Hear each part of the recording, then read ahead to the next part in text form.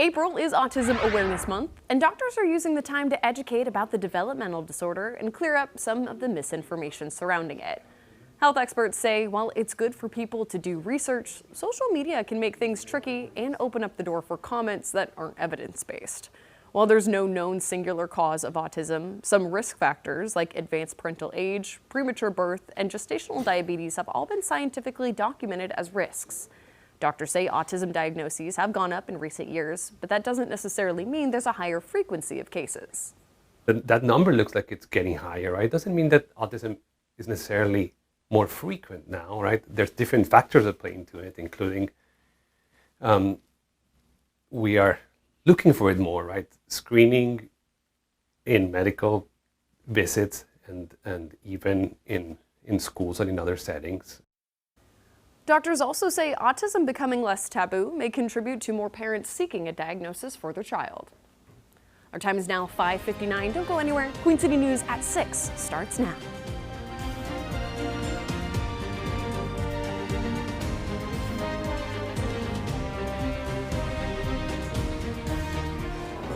Drought conditions continue across the Carolinas. Level 3, level 4 out of 5 with an update just about 2 hours away. We'll detail what our next chance of rain looks like coming up. More abortion restrictions proposed in South Carolina. How lawmakers are seeking to further limit the procedure and the response from the other side of the aisle. North Carolina lawmakers may return to Raleigh as soon as next week. What they could prioritize if they do hold a full session.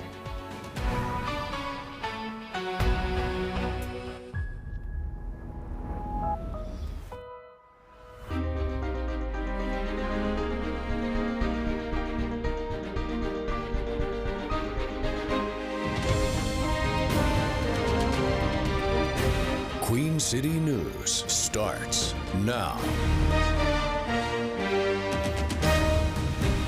It is 6 o'clock on this Thursday morning. Good morning, everyone. Welcome into Queen City News. I'm Jason Harper. I'm Annie Satowski. I'm Julian Sador. Guys, meteorologist Ted Faden says if you like record-breaking temperatures and you enjoyed yesterday, we got more of that. Don't make that face, Jason. Listen, I love the weather. Yeah. Record breaking means it's either extremely cold or extremely hot for the time period. Right. Yeah. I'm not really a fan of that.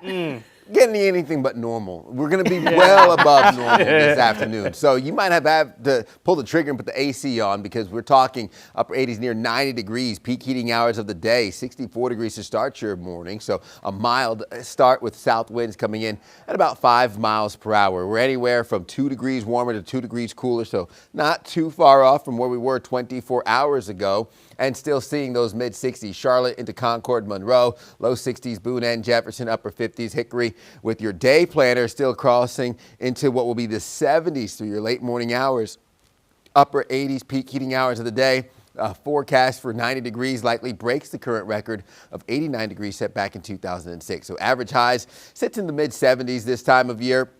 Backyard grilling forecast, upper 80s, 4, 5, 6 p.m., even into the 7 o'clock hour. Sunshine dominates as our overnight lows drop down into the 60s. I'll break down more of our setup and our lack of rain coming up here in the next 5 to 10 minutes. Julian. All right, Ted, thank you.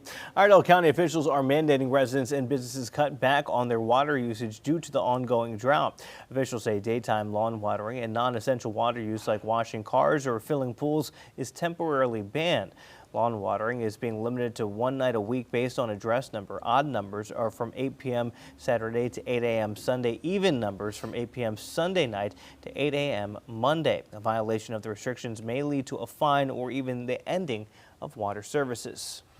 CMPD is investigating a deadly shooting on Charlotte's southwest side. This happened last night around 7:30 on Forest Point Boulevard. That's near Arrowwood Road and I-77. Police tell us that one person was killed, 2 others had some serious injuries. No word yet on any arrests or suspects. Police said they will look to use security cameras to learn more about the incident. We will certainly keep you updated following this investigation. We'll bring you more information on air and online at qcnews.com. Charlotte-Mecklenburg police officials will be releasing their first crime safety report of the year today. This will cover the first 3 months of 2026. CMPD leaders say Charlotte's crime rate dropped by 9% last year, with violent crime down 21%. The news conference is set for 10 o'clock this morning. We'll bring you the details from that report on Queen City News today at noon. South Carolina lawmakers are considering another bill to create new abortion restrictions. The measure would ban the procedure at the time of fertilization and remove several exceptions currently allowed for cases of rape and incest. As Chief Political Correspondent Andy Weber tells us, the bill faces opposition from both sides of the debate. The South Carolina Senate's Medical Affairs Committee met this week to hear comment and a debate on Senate Bill 1095, what's been dubbed the Unborn Child Protection Act. On Tuesday, senators heard public comment on the bill. Most of the speakers were in opposition, but split on their reasoning, from arguing it limits women's access to health care. These are not reckless people. They're not criminals. They're parents making decisions for their families in moments of real need. To insisting what is proposed doesn't go far enough. These moms know exactly what they're doing, and they are literally getting away with murder because of unjust bills that allow it. 1095 would move the state's current ban at 6 weeks to the moment of conception or fertilization and take away exceptions for rape, incest, or fetal anomalies. Responding to opponents, backers of the bill claim the legislation will allow the state to again reduce the number of abortions in South Carolina. I understand you want to go to a certain place. I get that. You can't always get there, so you've got to at least make progress. And I think calling progress toward a pro-life position is not evil. While still enabling doctors to terminate pregnancies if a woman's life is at risk. I think doctors can make that expert, can establish that based on their training and their expertise. Is Dr. Nodelman still here? I would hate to think that a doctor would come here and say that they are not sure if they need to save a woman's life. The bill was advanced out of a subcommittee Wednesday and now awaits a vote in a full committee before it can move to the Senate floor. Andy Weber, Queen City News. 6:05 the time. A woman is facing charges in connection with the deadly stabbing in Cornelius. It happened just after midnight early yesterday morning. Michaela Hooks was booked into the Mecklenburg County Jail for a second-degree murder. She's being held without bond. Now, police responded to Hooks' home on Ruffner Drive where they found the victim, Dimitri Magruder, dead at the scene. We don't know yet how the two knew each other, but Hooks was out on bond for a previous assault charge. She's also accused of throwing glass items at Magruder back in March, leaving him with cuts on his body. Charlotte-Mecklenburg school leaders say that their budget plans are very dependent on North Carolina lawmakers passing a state budget. Administrators offered their second budget presentation to CMS board members last night. They say enrollment numbers for the current school year are down slightly because of lower birth rates, part of a national trend. Officials say enrollment plays a major factor in what they get from the General Assembly.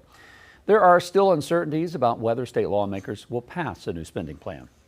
If we're sitting at the 10th day this coming year and the state there's no indication of a state budget and we're up, I'm going to be really nervous because I will not have a guarantee of funding coming to the district, and I do not have a fund balance to pay for it, and I can't ask the county for it either. The district spending plan is almost $2 billion. Board members will vote on the plan on April 28th. With county leaders deciding how much funding they'll allocate in June. And this comes as lawmakers are scheduled to be back in Raleigh in 1 week, but whether they'll actually begin their short session is still up in the air. Capitol reporter Dina Harley is breaking down their top priorities as soon as they do get started. Lawmakers could be back in Raleigh next week to start their 2026 short session. And while the session is abbreviated, there's lots to do. It's a simple fact that we've not been able to reach an agreement on additional matters for the budget, and we continue to have conversations. North Carolina remains the only state in the entire country without a finalized budget. That will be top of mind for lawmakers as both the House and the Senate have proposed their own versions of budgets. When presenting the House budget nearly 1 year ago, we continue to give that tax relief while also making sure we're investing in this state's most important asset, which we believe are its people. House Speaker Destin Hall said their budget, which got bipartisan support, is the better option. Now, some Senate Democrats are also pushing for that budget. Also on the top of the to-do list, come to an agreement on Medicaid funding. They were here in session, and they failed to do what they knew they needed to do, which is to fund Medicaid so that people can access health care no matter where they live, particularly dire and rural communities. Democrats and Republicans disagree on when Medicaid funding will officially run out. During the short session, Republicans may also be focused on overriding some vetoes from Governor Josh Stein, including Senate Bill 50. It's a constitutional carry bill that would allow people as young as 18 years old to carry a concealed weapon without a permit. Some local law enforcement agencies have been speaking out about the bill for months now, urging lawmakers to keep that veto in place. Putting guns in the hands of those who are not required to get a permit or not required to go through training, 18 years of age, is a recipe for disaster and tragedy. And that was Dina Harley reporting. Now, on the Senate side, Republicans could also be focusing on finding a replacement for the Senate President Pro Tem position after top Republican Senator Phil Berger lost his primary election to Rockingham County Sheriff Sam Page. He holds his seat until the end of this year. The time right now, 6:09, a potentially record-breaking day, Ted. What do we need to know? Yeah, that heat keeps on coming. We go from the upper 80s, low 90s Thursday and Friday, even to the low 90s on Saturday. Cool down will move in by the time we head into Sunday and Monday, early next week, more closer to normal range of the mid-70s we typically expect to see this time of year. So pollen count stays high. Oak, elm, juniper for your Thursday into your weekend. Saturday and Sunday will be well above what we want to deal with as our allergies flare up heading into the weekend. When it comes to our Mountain County forecast, upper 70s near 80 degrees this Thursday. Might see a possible pop-up shower or two, but more dry than wet with overnight lows in the 50s. I'm looking at 80s come Saturday, but cooling down Sunday into early next week with rain chances moving through Sunday. Mostly sunny and cool heading into Monday. I'll break down more of our overall setup here. Coming up with another check of that forecast in 10 minutes. Jason. Thank you very much, Ted. Appreciate that. Let's get an early look at pinpoint traffic for this Thursday. Beautiful shot. Courtesy of NCDOT right now, looking right down I-77, headed south. Actually, the traffic on the right headed right into the heart of Uptown. You can see the skyline just under the tidal bar. Looking great this morning. As we look overall, coming down from the mountains or coming up from South Carolina, any direction in from Albemarle, really good right now. Volume light. We don't expect rush hour till about 7 o'clock. Let's take you out west. This is 85 northbound. Still kind of dark and early, so the cameras look black and white. This is out near McAdenville, Lowell, McAdenville. That stretch looking good. Other side of 85, coming down from Concord Mills. That area down from Kannapolis and Cabarrus County. You guys are looking good. Here's the interchange right in the heart of Uptown. These are folks coming off I-85 onto I-77, trying to merge right there, looking good. Out near Union County, this is the Independence Boulevard 74 bypass near Indian Trail. That stretch looking good. Further up Independence Boulevard, we also like what we're seeing. Coming down from Lake Norman, these are the folks coming down from Cornelius up near Iredell County. On the other side of 77 near Carowinds, that stretch also looking good. So we like it. We love it. We want some more of it. We will give you another look at your traffic coming up around 6:30 and give you some drive times to the airport. Annie? More people are pushing back against the idea of opening more data centers as energy costs rise. The worries surrounding affordability and what some leaders are doing to stop those developments. You're watching Queen City News, the most local news in Charlotte.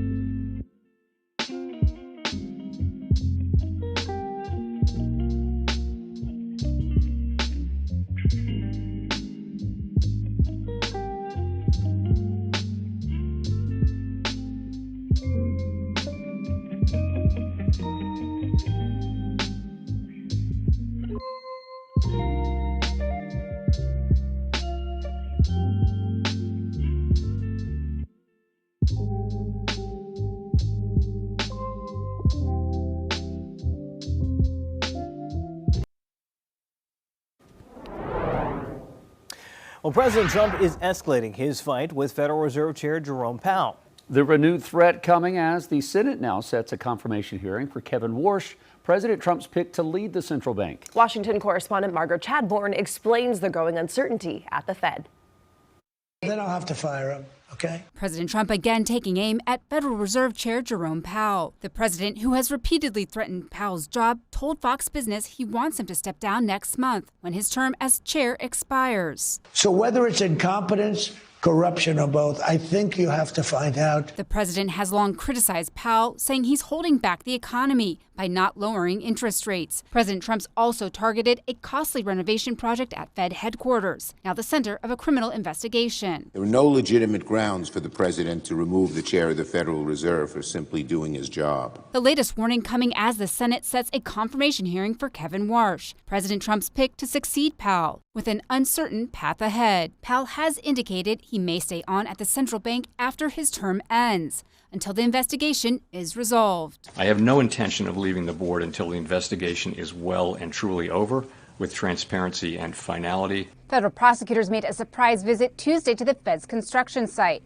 Although they were turned away at the gate, it's a sign that the investigation is still active and could further complicate Warsh's confirmation. A key member of the Banking Committee, Republican Senator Tom Tillis, has already vowed to block Warsh until the Justice Department wraps up its probe. With Tillis opposed and Democrats on the panel expected to vote no, the nomination could stall, preventing the president from ousting Powell and putting in place new leadership at the Fed. Margaret Chadbourne, News Nation, Washington. Rural communities across the country are fighting back against a growing number of data centers popping up. This as neighbors voice concerns about land use, destruction, and energy costs. Data centers are the backbone of AI-driven technology. 67% of new data centers are in rural areas. These facilities run all the time and use large amounts of electricity, sometimes as much as a small city. Utility companies say keeping up with that kind of demand isn't cheap, and people say it forces them to watch their communities change. It destroys agricultural usable land. I am totally opposed to the data center aspect of it, 100%. I don't think it should be anywhere near any kind of metropolitan area. Recently, we sold land for a data center, and that's what specifically this is about. Flooding occurs when it rains, and there's no safe, accessible, multi-mode transportation corridor. However, you manage to plow a road for the data center fiber, but we can't walk on it because there's signs that say no trespassing. Pew Research says about 42% of Americans live within 5 miles of an existing or planned data center. Tech companies say these projects bring billions in investment and jobs, which means some states are creating incentives to bring them into the region. That includes South Carolina, where Governor Henry McMaster signed legislation to ease regulation and speed up power plant construction to meet data center needs. Meanwhile, in North Carolina, Governor Josh Stein is pushing the state's Energy Policy Task Force to review sales tax exemptions on those centers. According to the Commerce Department, data centers in North Carolina currently receive up to $50 million per year in sales tax exemptions. Data centers are already being proposed in our region, including in Rowan County and in Charlotte. Now, some states are actually taking steps to keep data centers out of their communities. In Maine, legislators approved the first moratorium on big data centers. A state-appointed council would also analyze the impact the state's already completed facilities have on the community. NASA's Artemis II astronauts will hold their first news conference since completing their historic mission around the moon. The crew will answer questions about that trip today at the Johnson Space Center in Houston. They arrived in Houston Saturday for some post-flight health evaluations and reconditioning. Artemis II set a record for the farthest distance traveled by humans away from Earth. That news conference is set for 2:30 this afternoon. Well, the summertime heat is here a little bit early this year, which means it is time to watch out for heat-related illnesses. It's important to keep a few things in mind when you're spending time outdoors, which includes keeping up with everything from your sunscreen to water consumption. Experts say it's never too early to start preparing for activities that could keep you outside for a long time. Don't wait until you're thirsty. It really needs to happen as a preventative factor that you're drinking throughout the day and not waiting until you become thirsty, because at that point you're already beginning to reach dehydration levels. North Carolina health officials say the rising temperatures are to blame for thousands of heat-related illnesses. More than 5,700 people had to go to the ER last year just here in North Carolina. 55% of those cases involved heat exhaustion. 3% involved heat stroke. Nationally, more than 1,200 people die every year from heat-related illnesses. All right, I just jumped us a whole hour, didn't I? Come on now. I can That's try great. my best. I don't know. We wouldn't want to miss the sunrise, right? Meteorologist Ted Payton is talking about getting near record territory today. Is it going to be just like yesterday or even hotter? Yeah, maybe 1 degree hotter than yesterday. We tied the record yesterday, 89 degrees, matching the 89 that was set back in 1936. Today's record is 89 degrees, set back in 2006, but I think we'll eclipse that just by 1 degree. South winds 5 miles per hour, dew points into the mid 50s, 10 degrees warmer for your temperatures. A little bit of a slowdown starting to develop over Independence Boulevard near Sharon Amity Road. We'll keep an eye on that with a mild start to this Thursday. Upper 50s Rock Hill, low 60s Boone into Jefferson. I'm expecting us to hold on to near 90 degrees Charlotte into Monroe. Upper 80s I-40 corridor, near 80 degrees Boone and Jefferson. And again, that heat stretches out even further west with above normal temperatures dominating the East Coast and some cooler conditions over parts of the Pacific Northwest. Bozeman, Montana, peaking in the upper 30s today. Have that for context. We'll even be warmer and hotter than parts of the desert from Las Vegas into Phoenix and Albuquerque, New Mexico. Here's the dip of the jet stream bringing those cooler than normal temperatures out west, while we have the warmer than normal conditions. All that heat extended through the eastern United States, looking at what will be another day above normal heading into your Friday. So low pressure system pulls that warm front all the way north into Canada, parts of New York, and even pulling in the rain from Illinois into the Ohio Valley region and through the Midwest. We'll have a mix of sun and clouds here close to home. High pressure still off the Atlantic coast, now over Bermuda, with our light breeze playing into the increased fire danger for North and South Carolina into the afternoon. So limit burning wherever possible. We'll ease up on those winds overnight heading into your Friday. Another clear afternoon with just some thin cloud cover rolling into our mountain counties, keeping the rain over eastern Tennessee. Temperatures rebounding into the upper 80s, near 90 degrees heading into your Friday. Overall, though, I still expect a mild evening as lows settle into the upper 50s, low 60s yet again, rebounding into what will be the upper 80s, low 90s Friday and Saturday. Cool down moves in just in time for early next week. Annie? All right, Ted, thank you. Here's a live look over New York City. They have a gorgeous sunrise there. We're just going to let that camera zoom in. We'll have a check of those Wall Street futures just around the corner. Business correspondent Jane King joins us in about 3 minutes.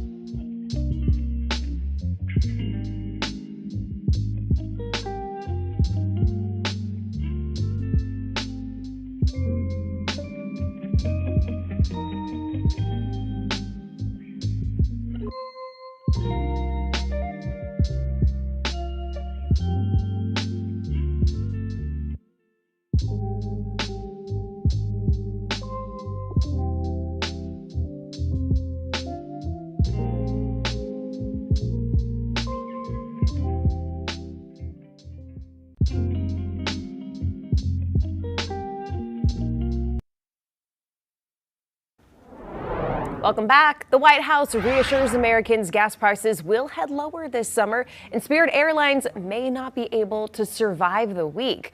Jane King is live at the New York Stock Exchange with those stories and more. Jane, good morning. Hi, Annie. Yeah, good morning to you, too. And we are pointing higher modestly. Dow's up 30 points or so. But the S&P and NASDAQ yesterday closed at record highs. Stocks have really been on a positive trend this week on optimism of a peace deal with Iran. Well, Spirit Airlines is at risk of liquidation, perhaps as soon as this week, as higher fuel costs have hurt its bottom line. Now, Spirit was expected to exit bankruptcy this summer after reaching an agreement with creditors on reducing its debt, but higher fuel prices have thrown a wrench into those plans, and now Spirit may not be able to survive. Treasury Secretary Scott Bessent said he is optimistic that the price of gas will fall over the summer, heading back to $3 a gallon is the nationwide average. Now, Bessent said the lower prices will depend on how negotiations to end the war progress in the coming days. He also warned gas stations that the administration is keeping an eye on them and making sure they are lowering prices if we do see crude oil go down. Annie, back to you. Jane, I think that's something that a lot of people would like to hear about lower gas prices. You know, we've got summer vacation, and that even trickles to the airlines too, right? Those flights are getting more expensive. Absolutely. So, yep, we'll see. We'll see what comes out of that. It'd be nice to see those. Be nice to see those prices go back down to $3. So absolutely. We'll see what happens. We're waiting on it. All right, Jane, thank you so much. We'll see you in our 8 o'clock hour. You're watching Queen City News, the most local news in Charlotte.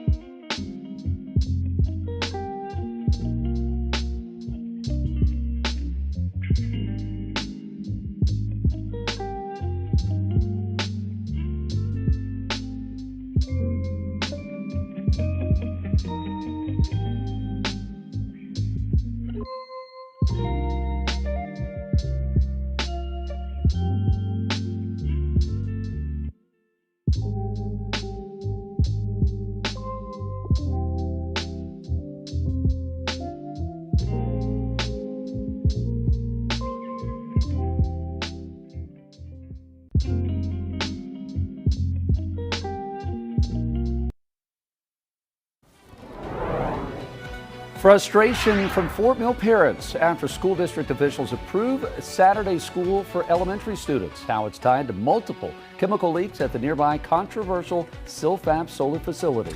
Plus, President Trump once again says the war with Iran could end soon. The state of talks with the Islamic Republic despite ongoing attacks in the Middle East. Dry conditions are making the Carolinas vulnerable to wildfires. The preventative measures fire officials are telling residents to take right now. 6:30 here on your Thursday morning. Thank you so much for starting your day here with us. I'm Andy Satowski. I'm Julian Sador. I'm Jason Harper. Happy Thursday morning. Meteorologist Ted Payton says we could break a record. What, 89 yesterday? We could go 1 degree more and hit the 90 today? 90 in our crosshairs for today. I think we're going to hit that for maybe, let's say 3:45, maybe close to 5 o'clock. Okay. Oh, yeah, man. between that Dang. 4 and 5 o'clock hour, it gets hot. I had to drop a truckload of leaves off at the landfill yesterday. Never done that before. So I added a pile of leaves to a massive mountain of leaves. Yeah. And they had to keep sprinklers on it. Yeah. Because That's a good of the point. wind Fire and risk. everything is so dry and crispy. Yeah, it's dry, it's crispy. Burn ban still in effect for North Carolina. And when you talk about those leaves, Jason, that's the fuel that could cause some of the flames to get out of control, which is why you don't want to do any outdoor burning. Burn ban in effect. And of course, limit the outdoor burning for South Carolina wherever possible. South winds coming in at about 5 miles per hour. Those temperatures in the mid 60s, and will be breezy today. Heading into the afternoon. 4 degrees warmer for Monroe, not too far off. We're actually exactly where we were 24 hours ago for Charlotte, Concord, back towards Gastonia, giving us mid to upper 50s, Lincolnton into Gastonia, mid 60s for Charlotte. We're in the low 60s, Boone and Jefferson, so not a major difference between the higher elevations and uptown for your morning temperatures. Our afternoons, we'll see a little bit of a break as we get into the 70s, late morning hours, 80s by lunchtime. Highs get into the upper 80s, near 90 degrees, which could break our current record set back in 2006. So we'll have the warmth settle in. Backyard grilling forecast brings near 90s all the way through the evening into your 7 o'clock hour, mid 80s on tap. Throw the hot dogs with chicken, steaks, burgers on the grill as our overnight lows settle down into the 60s, again, giving us a mild start to your morning, and then ramping up into those afternoon highs, upper 80s, low 90s Friday and Saturday. Cooling down into the low to mid 70s second half of the weekend into early next week. Average highs this time of year typically land in the mid 70s. Looking at tree pollen still staying high all the way into the weekend. So Zyrtec, Claritin needed. Elm, poplar, juniper, oak, those are the tree pollen that's mostly prevalent here, causing your allergies to flare up. I'll break down more of your forecast and what to expect here with another check coming up in the next 10 minutes. But for now, just after 6:30, let's get you out there on the roadways. Jason. All right, let's get out there, Ted. Thank you. Rush hour officially kicks off in 30 minutes, 28 minutes to be exact. Right now, we are looking at one new issue that just popped up on the board. If you are coming down 85 this morning, right at the 485 interchange, kind of broken down vehicle. It's been moved off to the shoulder, which is good. But yeah, if they can get this cleared up out of the way, because anytime you see someone on the shoulder, everyone slows down.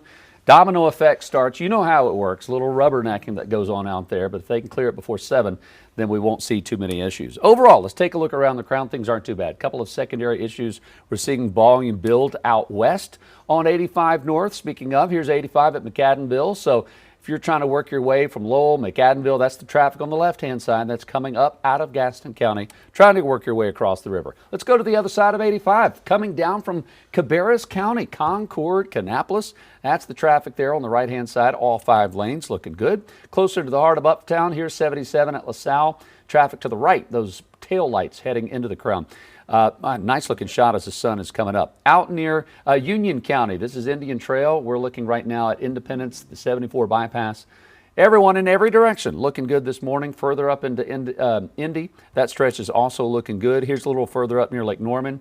Traffic on the right-hand side coming down from Cornelius, Iredell County into the Queen City. Here's I-77 near Carowinds at the state line. And as promised, quickly, here are your drive times. If you're headed to Charlotte Douglas International Airport, leave now. Probably the best time of the day. All 3 ways to get there looking good in the green. We'll give you another look at traffic coming up at the top of the hour. CMPD is investigating a deadly shooting on Charlotte's southwest side. It happened last night around 7:30 on Forest Point Boulevard near Arrowwood Road and I-77. Police tell us 1 person was killed and 2 others had serious injuries. No word yet on any arrests or suspects. Police said they'll try to use security cameras to learn more about the incident. Of course, we'll keep on following the investigation and bring you more information on our website. That's qcnews.com. And this comes as Charlotte-Mecklenburg police are set to release their first crime safety report of the year today. It'll cover the first 3 months of 2026. CMPD leaders say Charlotte's crime rate dropped by 9% last year, with violent crime down 21%. 1%. The news conference is set for 10 this morning. We'll bring you details from that report on Queen City News at noon. Some York County parents are upset after finding out their kids will have to do Saturday school for 2 weekends straight.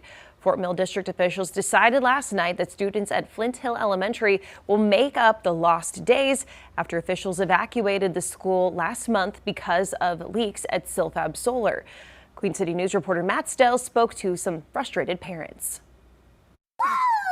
Flint Hill Elementary parent Bethany Sweat says her first grader having to do virtual learning on the next 2 Saturdays is not on her family's calendar. My kids have sports, we have baby shower on the calendar, we have full days on Saturdays that we can't miss. At a Tuesday night meeting, the Fort Mill School Board voted to approve April 25th and May 2nd to be used as, quote, asynchronous e-learning days to make up for the time Flint Hill students missed in March when chemical leaks at the nearby Silfab solar plant forced the school to evacuate. So why are we taking action on this? You're required by law to approve Saturdays. Saturdays. That's why we have to ask you for it. So what if we don't? Then technically our students at Flint Elementary will be short 180 days in the Or we'll have to go Memorial Day. Or we'd have to go Memorial Day in June 1st. And it's frustrating that it feels like we're being punished for something that was totally out of our control. The district says the move is to comply with South Carolina state law, but Sweat has decided as of now her child won't be logged in. I don't know if it'll be considered an unexcused absence or what they're going to do. I really don't know how they're going to enforce that. Brandon Langford with the Move Silfab Group believes a lot of this could have been prevented if the company at the center of this controversy would just leave. They're going to be looking at a computer screen instead of actually speaking and interacting with a teacher, and that's unfair to Flint Hill families, all because of this Silfab hostile neighbor. Maybe adding an hour to every day or 30 minutes to make that up. But honestly, I feel like there's not really a good way to fix the situation. It's just frustrating all around. Meanwhile, in an email sent to families, the school district says that they understand that this has been a stressful situation for students, parents, and staff, but that they are, quote, working to minimize the impact of these schedule changes. In Fort Mill, Matt Stell, Queen City News. Another data center project could be coming to South Carolina. A representative for Texas-based Volt Edge Energy says that they want to build a 49-megawatt campus in Union County. The so-called Project Alpaca would be a $410 million private investment, but there are neighbors who don't want the high-tech data center near their homes. Right now, we're trying to get the attention of the county and city council.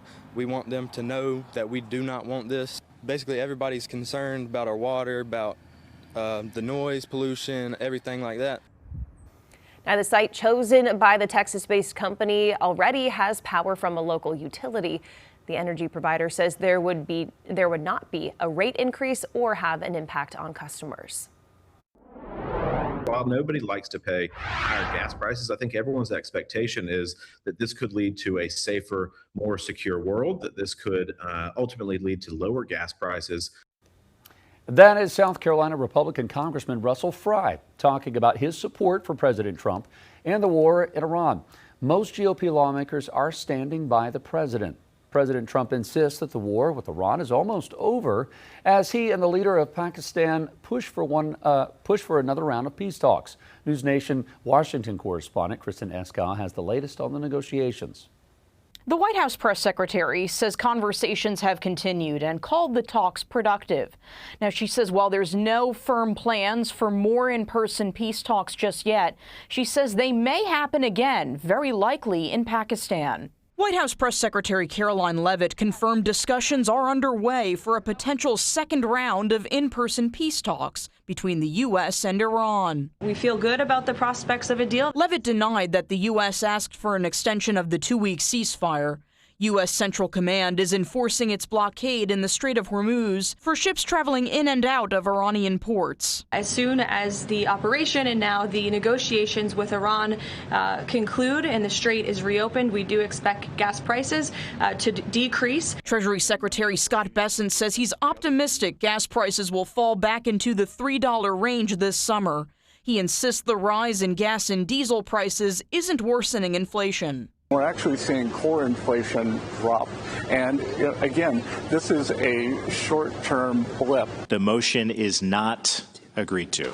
Meanwhile, Senate Republicans again blocked a war powers resolution pushed by Democrats to limit U.S. military action in Iran. Donald Trump's handling of Operation Epic Fury has been an epic failure. Months into this war, still no hearings, no testimony, no clarity on how it will end. The House is expected to vote on its own war powers resolution today, but it's unclear if Democrats will have enough Republicans join them to get it passed. So far, previous efforts to get a war powers resolution passed have also failed in the House. Kristen Escow, News Nation, Washington. A new Quinnipiac University poll shows a large number of Americans believe the war with Iran will make the world less safe. That's the view of 42% of people surveyed. 35% say that the war will make the world safer. 20% say it won't make any difference. 56% of people in the survey say that they disapprove of the job that President Trump's doing. 38% approve of his performance. That is essentially unchanged from Quinnipiac's last poll, which was back on March 9th. Heat and dry weather are factors elevating the risk of fires in the Carolinas. Experts say even lawn care right now can start a fire if that mower were to hit a rock or a brick and create a spark. Firefighters say that's another reason to keep yards clear of debris because it can be literal fuel for flames. So some cities do have some ordinance towards pine needles, stuff like that. The city of High Point does not. I do think the best recommendation is to not put combustible material right up on your house, so I wouldn't recommend it personally from a fire marshal standpoint. A burn ban remains in effect across North Carolina, prohibiting outdoor burning and lighting off fireworks. The time is 6:41. Still to come, Live Golf may not live much longer. We take a look at the future of the controversial golf league when we come back. You're watching Queen City News on this Thursday. We thank you for that. We'll be back.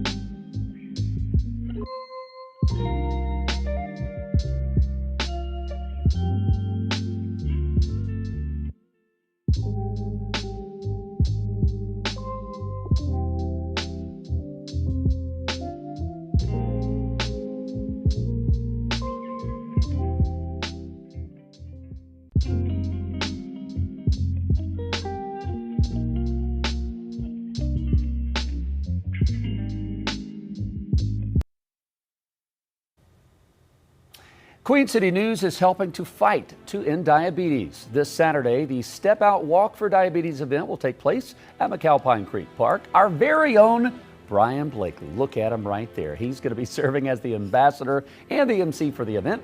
We're going to have details on our website. For anyone interested in attending, all you got to do is take your smartphone, scan the QR code that you see right there in the corner, and it will take you right to our website, qcnews.com. All right, 6:44 the time. One of Buzz City's top players paying thousands over his actions during the first play-in game. And while he coughs up that money, the team is staying positive ahead of their next matchup. Carolina Sports Live's Casey Funderburg has the story in your morning sports. The Hornets are headed to their second play-in game, and we now know who it'll be with. They will take on the Orlando Magic in Orlando on Friday. But first, we have an update on one LaMelo Ball. So going back to Tuesday night's game, and one of the moments that still has a lot of people talking, after the review, the NBA has officially announced its punishment for LaMelo Ball after a pair of incidents in Tuesday night's game against Miami. Ball is being fined $35,000 for tripping Bam Adebayo in the second quarter, which resulted in Bam missing the remainder of the game with a lower back injury. The action is also being upgraded to a flagrant 2 foul. LaMelo is also being fined an additional $25,000 for cursing in his live post-game interview. All right, now back to that game in Orlando. Here it is, ladies and gentlemen, the battle for the 8th seed in the East. The Hornets will face the Magic on Friday night with a tip-off set for 7:30. Now, the Hornets won the season series against the Magic, so winner take all in this one, and winner faces Detroit. The loser goes home. And still riding on Tuesday night's high, Charlotte is advancing to its second play-in tournament game with all the momentum. In 4.7 seconds and a bucket by LaMelo Ball, his 30th point of the game, the Hornets were able to secure their chances even further into the playoffs and continue its turnaround season. Miles Bridges also played a huge part in those final seconds, and with a huge block on the other end to keep Miami from potentially winning the game. For the Hornets, it all came down to execution and playing together. I mean, we just stayed together throughout it all. You know, it was an up and down game, but that's what the playoffs playing is about. But on that last play, I just seen Davion put his head down, and I knew he wasn't passing it, so that's why I went over to block the shot. But you know, we did a great job executing on offense. Mel did a great job getting a layup, and then we executed on defense on the way down. I was in the play-in 2 times, lost. Kobe's been in the play-in 4 times. So for us just to get a win like that, and I think he lost to the Heat every time he, got in the play-in. So, we're just happy to win. We want to continue to win. We got one more till we can get to the playoffs. So we're just trying to lock in on that too. And Friday night's matchup is one to look forward to. Well, coming up tonight on Carolina Sports Live, we'll have more from the Hornets as they prepare to travel to Orlando to take on the Magic. And we'll also hear from Chris Richards to preview the World Cup. That's coming up later tonight on CSL at 11.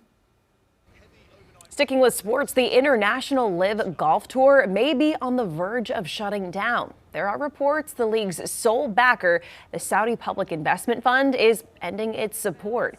The announcement about the future of Live Golf could come as soon as today. The league started about 4 years ago, offering hundreds of millions of dollars to specific players to lure away PGA stars like Jon Rahm and Phil Mickelson. But 2 Live stars, Brooks Koepka and Patrick Reed, actually left the organization back in January. The tour's next tournament starts today in Mexico City. Well, every lap hits different at Kansas Speedway as NASCAR heads to KCK this weekend. Intense racing will start Saturday with the timed Kansas Lottery 300 truck race. And you cannot forget about the main event, the Advent Health 400 Cup race. That kicks off Sunday afternoon. Plus, there's a hurricane coming through. It is heading right for Kansas. Look who's in Garage Confidential this week. Driver of the number 77 for Spire Motorsports, the always controversial, always ready Carson Hocevar. He'll talk his recent string of success and if he cares about what anyone else thinks of him. Carson Hocevar this week on Around the Track. All right, here we go. 6:48. Miami Heat lost the other day, but somehow they left the Heat still here in the Carolinas. I was hoping, Ted, they were going to take it on back down to Florida. We held the Heat at bay on the court, but then it just went rampant. Once we opened up the doors of the Spectrum Center, it's all over the Queen City, and we're going to get more of that this afternoon. And we're just going to turn it up another notch. Likely breaking a record today, guys. Okay. All right. Someone's got to do it. You know what? Why not us? Why not us? Sure. Not us. That's exactly what I'm talking about. We have a strong foundation to work off of with mid-60s to kick off this Thursday morning. Winds out of the south at 5 miles per hour.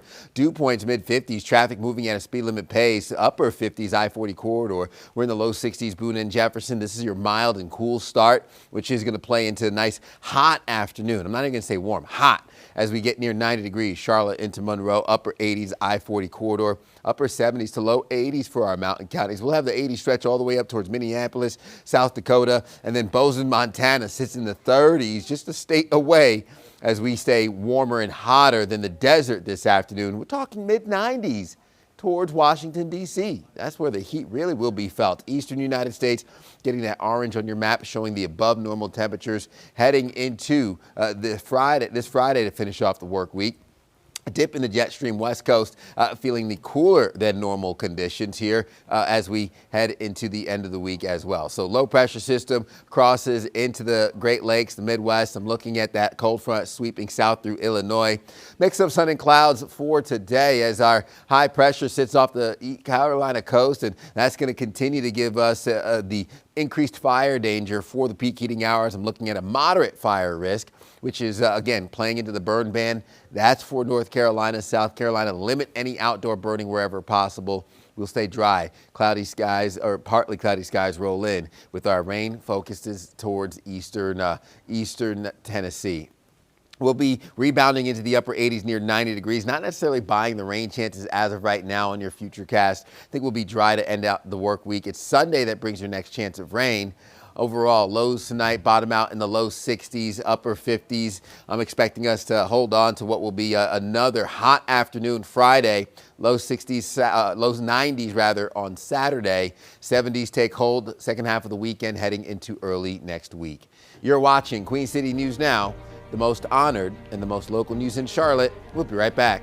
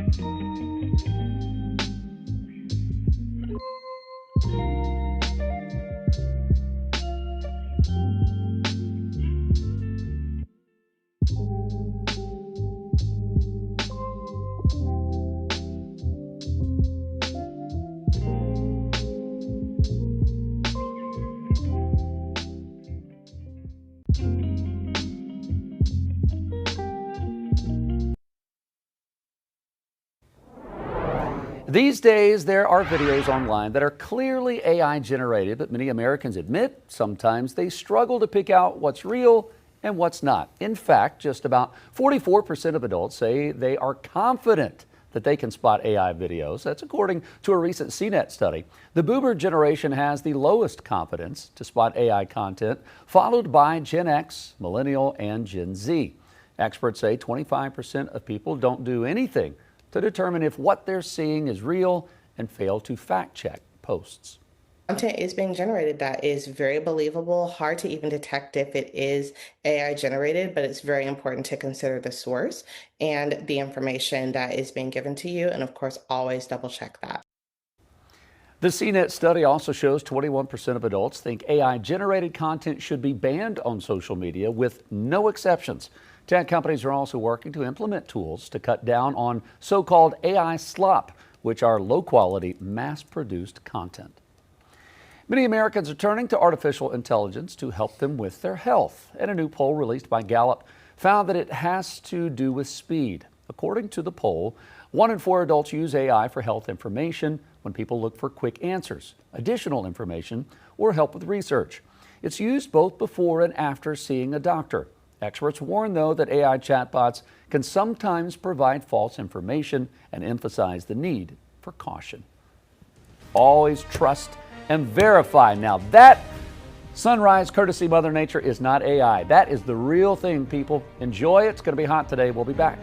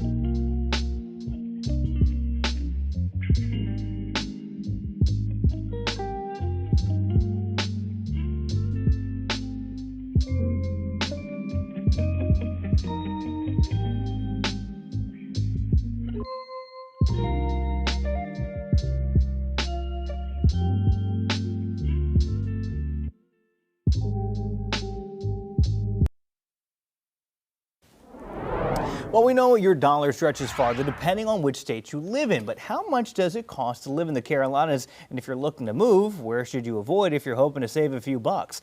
According to the data from the Bureau of Labor Statistics Community Survey in 2024, living expenses in North Carolina are about $76,000 a year. In South Carolina, that number drops to more than $72,000. Hawaii is the most expensive state in the country with an average cost of living at $141,000. Oklahoma, the cheapest at $66,000. Those tallies include spending across groceries, housing, utilities, transportation, and health care. Our time is almost 6:59. Stay with us as we head straight into our 7 o'clock hour.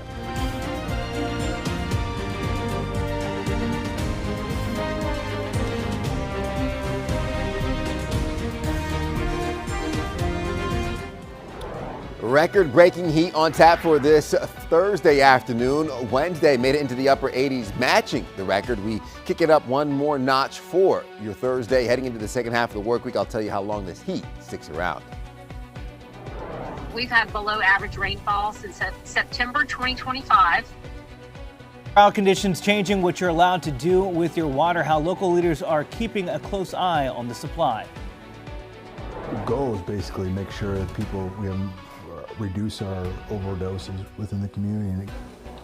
A vending machine aimed at saving lives from overdoses. How the growing demand for Narcan is leading to new solutions across our area.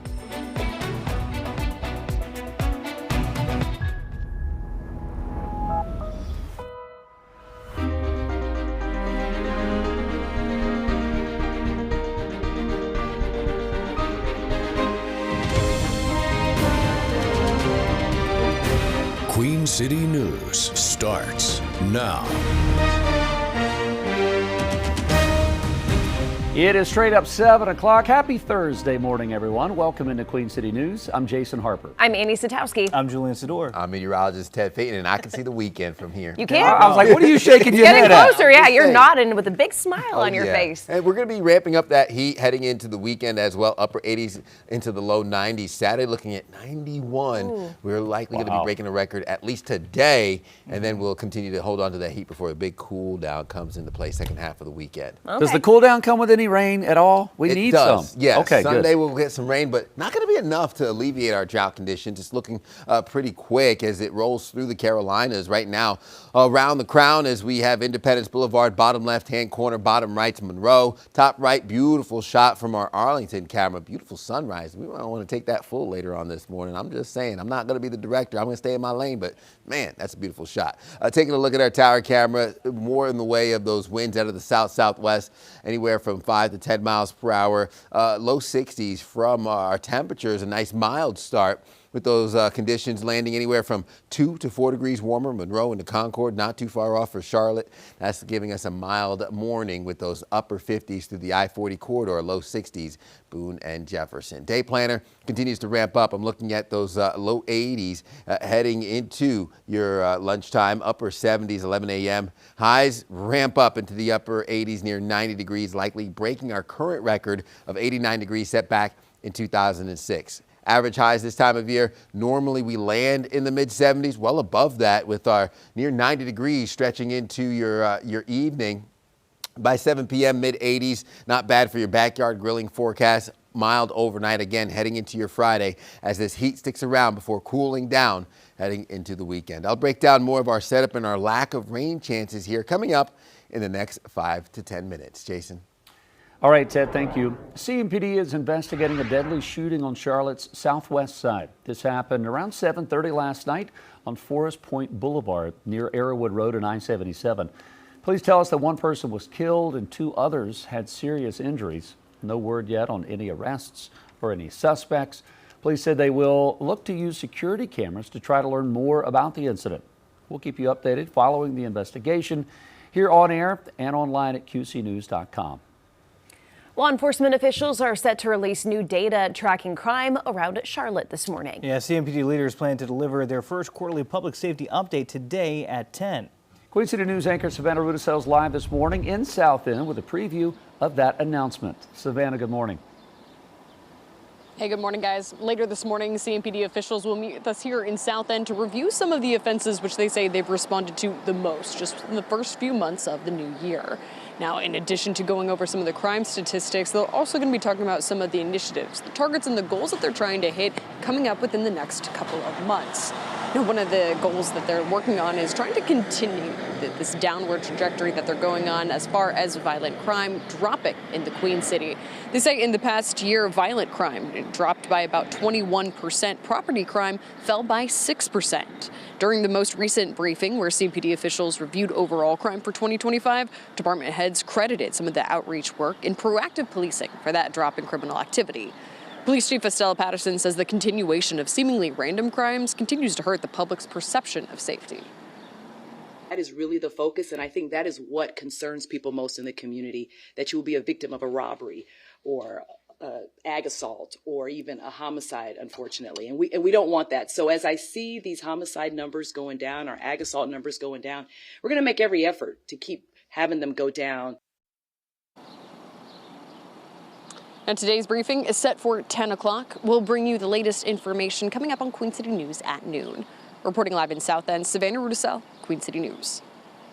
Savannah, thank you. North Carolina Governor Josh Stein will make a pair of visits in Davidson today to lobby for education funding and clean energy. He'll push for lawmakers to pass his proposed critical needs budget during a stop at Davidson Elementary School. Then Stein will head to the Train Technologies training facility to talk about sustainable energy. Gaston County Drug Recovery Administrators say overdose numbers are up over the last few months. One of their newest initiatives to combat the problem is a vending machine. Queen City News reporter Shakira Speaks checked in with the Counseling Center CEO about their mission and how the machine factors into it. Inside Phoenix Counseling Center, there's a vending machine for something to quench your thirst, but right inside the sliding doors is another vending machine with something that could possibly save your life. We've seen significant traffic. This large white vending machine is spitting out life-saving and health-forward resources: Narcan, safe sex kits, test strips, and small hygiene packages. We've already had a contact once already within the past 2 weeks to have it stocked. It's been utilized that quickly. This machine at Phoenix Counseling Center is accessible 24 hours a day. It's one of 3 in the county.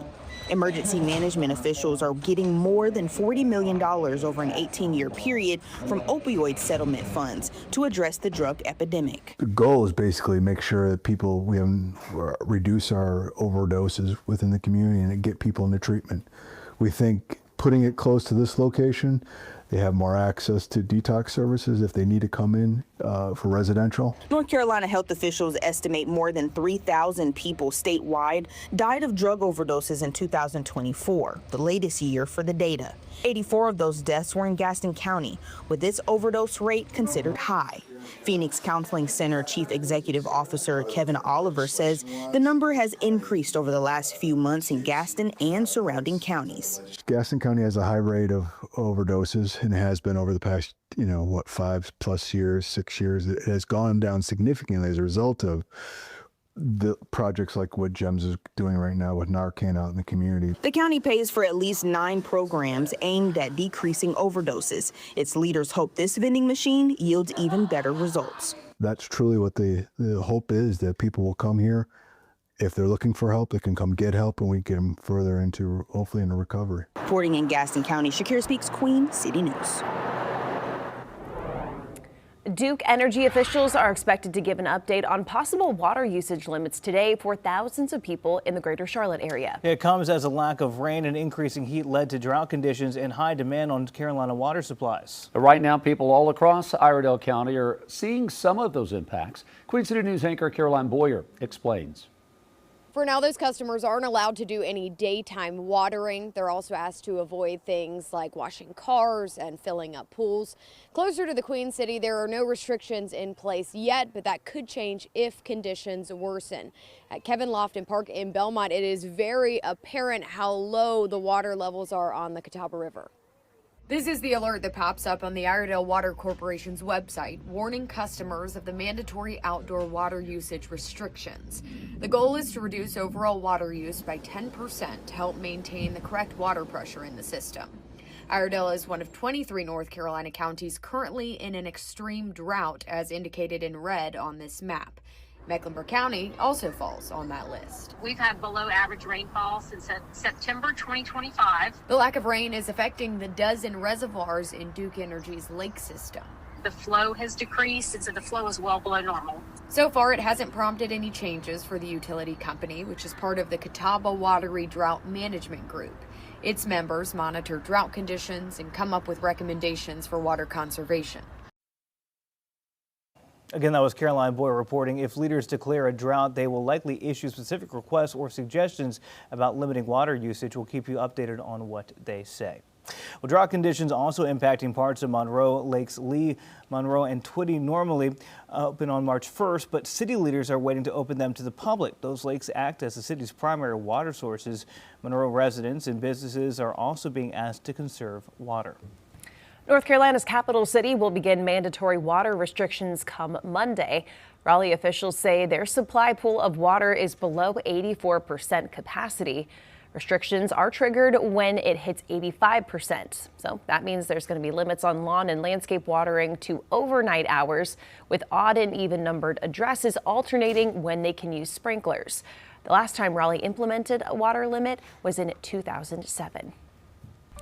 7:09, time to get a check of our pinpoint weather. And Ted, those restrictions officials are deeming necessary because look at our drought. Yeah, we've been talking about the drought for weeks now. As a matter of fact, we'll get an update in our drought conditions in about an hour. Level 3, level 4 out of 5. We have the severe drought, the extreme drought that's continuing to just take hold over the Queen City and surrounding areas. And this coincides well with the deficit of rain for the past year. Over 25 inches below what we should have received from Monroe, Wadesboro, Charlotte, anywhere from 5 to 10 inches deficit for the year. As a matter of fact, the last month was only giving us 20 to 25% of the amount of rain that we typically see. So well below normal for the last month and the last year, continuing to play into our drought conditions. Again, a level 3 and 4 out of 5, echoing all through North Carolina into South Carolina, and even Southeast Georgia seeing level 5 out of 5 with that exceptional drought taking hold. So radar mostly clear, not seeing any rain chances to speak of this morning. Water vapor satellite imagery shows some good dry air to our south. That plays into the big swing in temperatures between daytime highs and overnight lows, so much so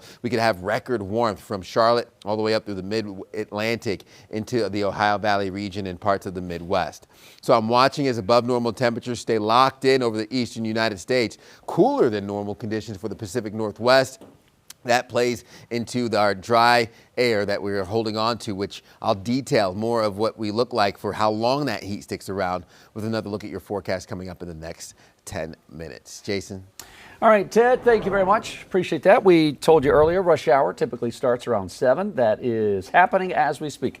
Officially about 10 minutes ago. A couple of issues in the northeast part of the city. None of those are causing major slowdowns, which is really good news. We're really seeing the volume, though, coming in from out west. Gaston County up 85 north. You can see that reflected. 25 minutes to get from Gastonia to 485, the exact same time right now if you're coming down from Mooresville, which is where I was yesterday for our hometown show. That stretch coming down from Lake Norman, you're looking good. Coming up from South Carolina, let's take you out west as that sun screaming into the face of those folks coming in from out west. Hopefully you got your visor down and the sunglasses on, but traffic is slow right around the bend near McAdenville. If you're coming down from Cabarrus County, down near Kannapolis or Concord Mills Mall, that stretch down 85, those 5 lanes on the right looking good this morning. Closer to town, 77 north and south looking good with LaSalle Street going across there, sun shining on the Queen City skyline. It's also shining in Union County.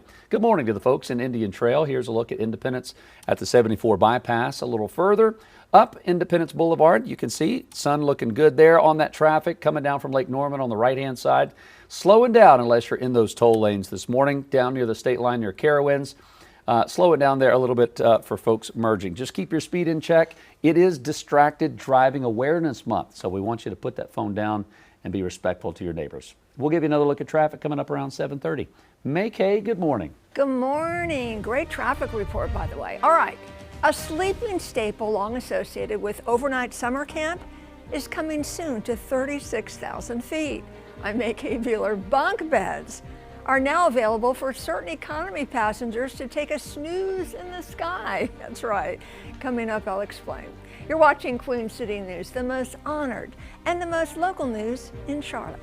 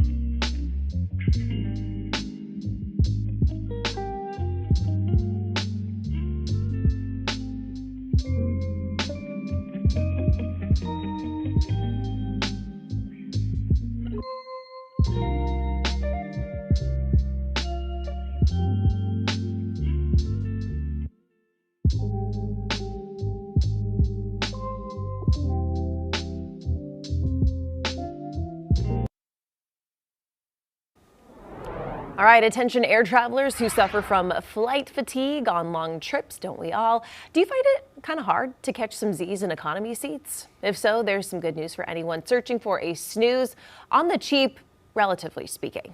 A sleeping staple long associated with overnight summer camp, now reaching new heights literally as an airline introduces bunk beds in the sky. It's a new option for us economy flyers on certain ultra long haul flights. Our Chief Transportation Correspondent pilot Maykay Beeler has the details. Maykay, are we going to summer camp in the sky? What? Bunk beds. How would you like to get some shut eye Well, yeah. while lying flat at 36,000 feet? Sign me up. On a budget. So for economy customers whose budgets prohibit the pricey privileges of premium seating or bedding, Air New Zealand has just announced Sky Nest.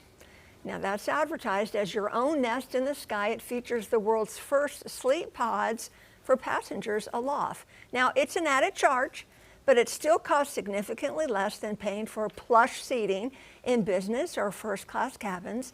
According to Air New Zealand, you can book a 4-hour session to leave your seat behind temporarily, recharge mid-journey, and enjoy a quiet space to rest. Each nest features 6 individual lie-flat beds in a bunk bed arrangement that you can rent in 4-hour blocks. Sessions are planned outside meal service. One session can be booked per passenger per flight. Oh man, listen, I'm logging in right now because I'm just curious. I just want to know what a flight from Charlotte to like Auckland, New Zealand is, right? So this is going to be from New York to Auckland. Okay, from New York to Auckland. It's not okay. starting yet. Don't get ahead of me. Well, I'm not booking it. I'm just, what are we talking so I can save up here? $495 is what you're going to pay extra. And this is for economy. Okay. All right. So $495. Now, travel influencers who got to try it out in a mock-up, because this is new, say it sure beats trying to rest sitting upright for 18 hours in a typical economy seat. But you do have to be physically able to access the nest on your own because you're getting in a bunk bed.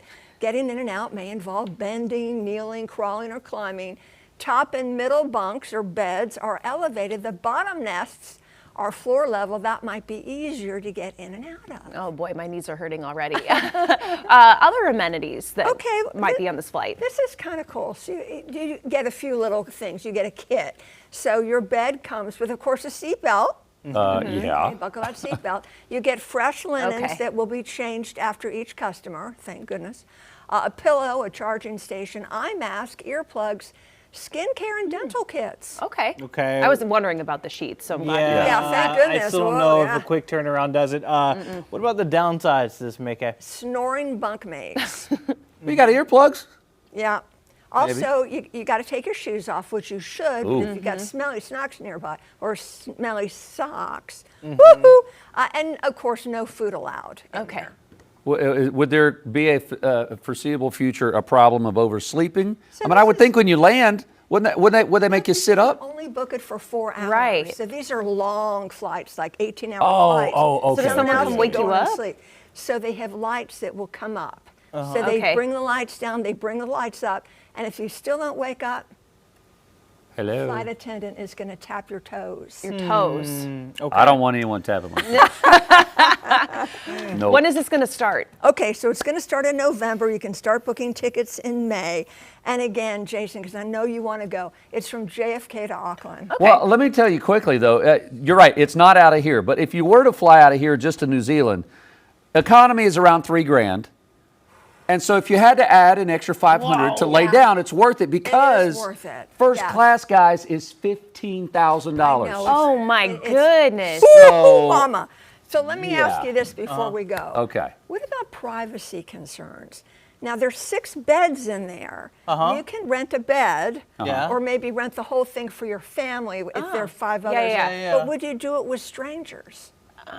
What was you? And you have to be 15 and older to rent this. So you have to rent a bed, and they Yeah. I mean, there's no privacy on an airplane anyway. Right. That's so true. I don't really giant care. fart tube. Whatever. Yeah, but Oh, wow. 15 and over Okay. can rent it. You never heard that before? I've never heard that before, Yeah, Julian. That's what it is. Here we go. Okay. Well, thank God we're not in a closed space. We need all the air and oxygen. I would even take the heat over being in a giant, you know what Julian just said. Ted. Yeah, staying in the heat, I guess, would be you picking your own poison heading into the peak heating hours of the day. Right now, it's not too bad, 63 degrees. South-southwest winds at 8 miles per hour, dew points in the mid-50s. I'm looking at those mild conditions, low 60s, Charlotte into Monroe. We're looking at low 60s, Boone and Jefferson. Upper 50s, I-40 corridor, continuing to feel that heat through the peak heating hours of the day. I'm looking at low 90s east of Charlotte, upper 80s, I-40 corridor, with that heat extending further east as well, giving us more of the potential for above normal temperatures heading into your Friday for the eastern United States. Below normal conditions with a dip in the jet stream back towards the northwest. Low pressure system crosses into the Great Lakes, sweeping that cold front into the Midwest, giving us rain chances up through parts of western Tennessee, Kentucky. We'll hold on to a mix of sun and clouds here over the Carolinas with your increased fire danger heading into your Thursday afternoon. So burn ban in effect for North Carolina. Limit outdoor burning for South Carolina. Mostly sunny skies dominate with a mix of sun and clouds second half of the day. I'm looking at rain chances limited over eastern Tennessee, and then we'll have those mid to upper 80s settled in through midweek before lows bottom out in what will be the low 60s, upper 50s heading into your early morning hours. 7-day forecast will hold on to the upper 80s Friday, 70s Sunday into early next week. We'll rebound back into the mid 70s, closer to normal heading into Wednesday. You're watching Queen City News Now, the most honored and the most local news in Charlotte. We'll be right back.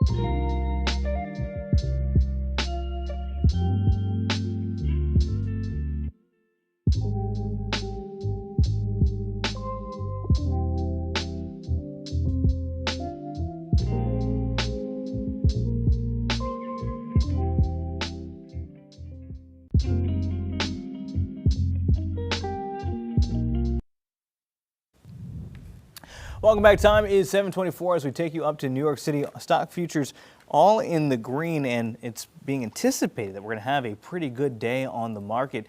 Markets ended a bit mixed yesterday as we take a look. The Dow Jones down, but the Nasdaq up over 1.5. The S&P up almost a full percentage point. We're going to check in with Jane King. She'll join us live from the New York Stock Exchange coming up at 8:25.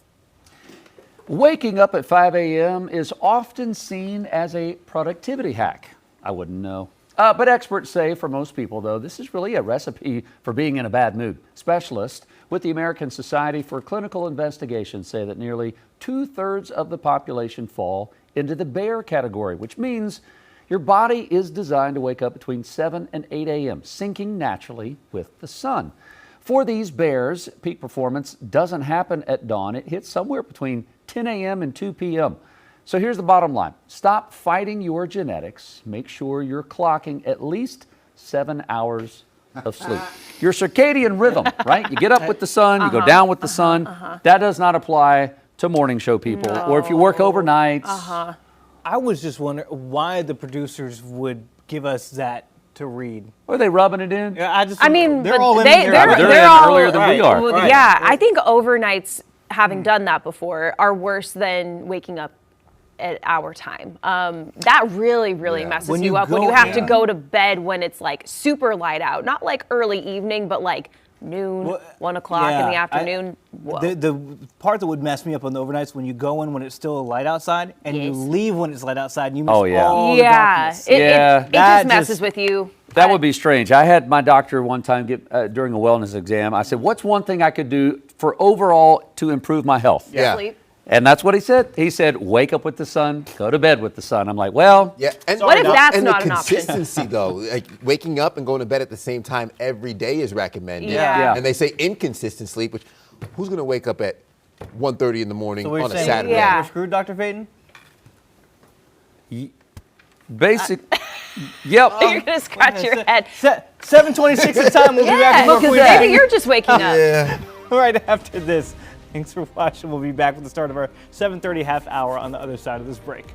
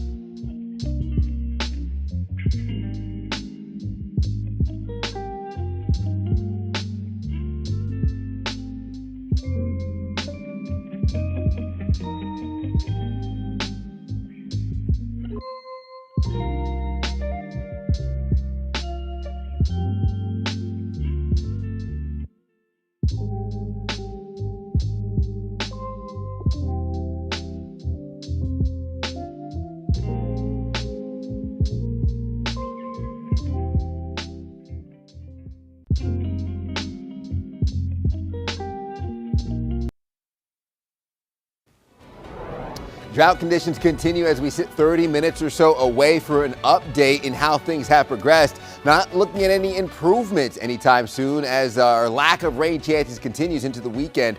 I'll break down when those chances of rain return coming up. More abortion restrictions proposed in South Carolina. How lawmakers there are seeking to further limit the procedure and the response from the other side of the aisle. North Carolina lawmakers may return to Raleigh as soon as next week. What they could prioritize if they do hold a full session. Good morning. Thank you so much for joining us here at 7:30. I'm Andy Satowski. I'm Julian Sador. I'm Jason Harper. Nice to have you with us. Meteorologist Ted Payton says if you liked the upper 80s yesterday, you might like the lower 90s today. I'm okay, like if we're talking late May, early June. Yeah. This is mid-April still. Mid-April. It's not the earliest that we've had a 90-degree day, but we are going to have that heat here through the peak heating hours of the day. We have a plane landing right now. Charlotte Douglas International tower camera showing the silhouette of the Queen City in the distance. Sun coming up over, well, sun's been up over the horizon. It's a beautiful day here in the Queen City. So holding on to those Carolina blue skies, lots of sunshine, dry conditions continue. And unfortunately, that plays into the drought as we have still anywhere from level 3 to level 4 out of 5, the severe and the extreme drought in that orange and red shading. That actually matches up very well with our deficit for the past year, over 25 inches below what we typically would have had in terms of rainfall. You're looking at more of a 20 to 25 inch deficit for Concord, and we're 5 to 10 inches behind what we should have had rain-wise for the Queen City. When it comes to the past 30 days, we've only had anywhere from 16 to 22 to even 25% of the rainfall we typically see. So that's well below what we would expect for a month worth of rain. And that's where the drought conditions echo from western tips of North and South Carolina to the east coast. And we have more of the exceptional drought, level 5 out of 5 for southeast Georgia as our dry conditions continue. Looking around at radar, not seeing any wet weather to start your morning. Still dry here heading into your weekend. So again, not seeing any impacts for your morning commute. Looking at water vapor satellite imagery, hosting a mix of sun and clouds here with the excessive heat and that warmth getting us to near record-breaking temperatures as we head into the afternoon. Not just for Charlotte, but into the mid-Atlantic and the Midwest as well, all in that deep orange and red shading. And that's where we have the orange indicating above normal conditions really all across the eastern United States into our central plains, deep south, and even through the Dakotas, Iowa, and parts of Texas, and even touching parts of Colorado and even New Mexico. Albuquerque, New Mexico, will be cooler than our afternoon here in the Queen City. Low pressure system crosses into the Great Lakes, sweeping that cold front further east, and we will stay more dry than wet, with rain chances returning on Sunday to finish out the weekend, and then dry early next week as we settle closer to near normal. But we'll have a tale of two cities this weekend. Low 90s on Saturday, partly cloudy skies. Overnight lows will be in the 60s, but highs will be limited to the 70s, much cooler on Sunday as we bring in the cold front, ushering in some of those rain chances for the second half of the weekend. So a tale of two cities. I'll break down more of our overall setup with another check of that forecast coming up in the next 10 minutes. Julian. All right, Ted, thank you. Iredell County officials are mandating residents and businesses cut back on their water usage due to the ongoing drought. Officials say daytime lawn watering and non-essential water use like washing cars or filling pools is temporarily banned. Lawn watering is being limited to one night a week based on address number. Odd numbers are from 8 p.m. Saturday to 8 a.m. Sunday. Even numbers are from 8 a.m. Sunday or 8 p.m. Sunday to 8 a.m. Monday. A violation of the restrictions may lead to a fine or the ending of water services. All right, almost 7:34. Let's get out on the roadways. Jason, what are we seeing? We're seeing a lot of traffic, especially the east side of the city. If you were to just kind of draw a line from north to south right on this map, you'd see we got 4 or 5 issues all on the right-hand side, on the east side of the city. Whether it's the northeast part, we're hearing there might be a pedestrian accident up near Old Statesville at 485. So we'll continue to look into that here in a second. Right now, we want to first get to the southeast quadrant, southeast part of the city, right towards Matthews, Mint Hill area. We've got a lane blocked on Independence Boulevard if you're headed northbound right when you hop off the interstate. So just be aware of that. The second you get onto Indy, you're going to be backed up just for a little while near the interstate. Let's pull out a little bit. Got a new accident, 45 inner near Idlewild. It's got you backed up to Lawyers Road. That whole inner circle is going to be backed up for about 20 minutes or so, so be prepared from that. Here's some drive times. A little bit slow coming up 74 from Monroe because of what we just told you, that accident there on Independence Boulevard. It does get a little bit better the further you go. Here's the bypass in Indian Trail, so the sun's looking good. That stretch of 74 is looking pretty good. Further inbound, once you get north of Sharon Amity Road, Independence Boulevard, also looking good. Let's go to the west side of the city. Still slow coming in from Gaston County and down from Iredell County, coming down from Lake Norman this morning, starting to see a little bit of slow up coming up from South Carolina. You are staring into the sun coming in from Gaston County. You know this, though, every day. Wear those shades. The camera trying to wake up. Here we go. Come on. Let's do it. There it goes. This is at McAdenville. It's slow, but at least it's moving. Coming down from Cabarrus County, all 5 lanes on the right-hand side. Coming down from Concord Mills stretch is looking nice. If you're coming down 77 from Lake Norman, yep, you're slow unless you're paying extra for those NC Quick Pass toll lanes. Here's I-77 a little closer to Uptown near LaSalle Street this morning. This stretch is also looking pretty good this morning. There it is. It's just slow, bumper to bumper, unless, again, you're in those toll lanes. We'll give you another look at your traffic coming up here around 8 o'clock. CMPD is investigating a deadly shooting on Charlotte's southwest side. This happened last night around 7:30 on Forest Point Boulevard. That's right near Arrowwood Road and I-77. Police are telling us 1 person was killed. 2 people had serious injuries. No word yet on any suspects or arrests at this time. Police said they will be looking to use security cameras to learn more about the incident. We will keep following this investigation and bring you more news as we get it on air and online at qcnews.com. Charlotte-Mecklenburg police officials will be releasing their first crime safety report of the year today. This will cover the first 3 months of the year. CMPD leaders say that Charlotte's crime rate dropped by 9% last year, with violent crime down 21%. The news conference is set for 10 a.m. this morning. We will bring you the details from that report later today on Queen City News at noon. South Carolina lawmakers are considering another bill to create new abortion restrictions. That measure would ban the procedure at the time of fertilization and remove several exceptions currently allowed for cases of rape and incest. As chief political correspondent Andy Weber tells us, that bill faces opposition from both sides of the debate. The South Carolina Senate's Medical Affairs Committee met this week to hear comment and a debate on Senate Bill 1095, what's been dubbed the Unborn Child Protection Act. On Tuesday, senators heard public comment on the bill. Most of the speakers were in opposition, but split on their reasoning, from arguing it limits women's access to health care. These are not reckless people. They're not criminals.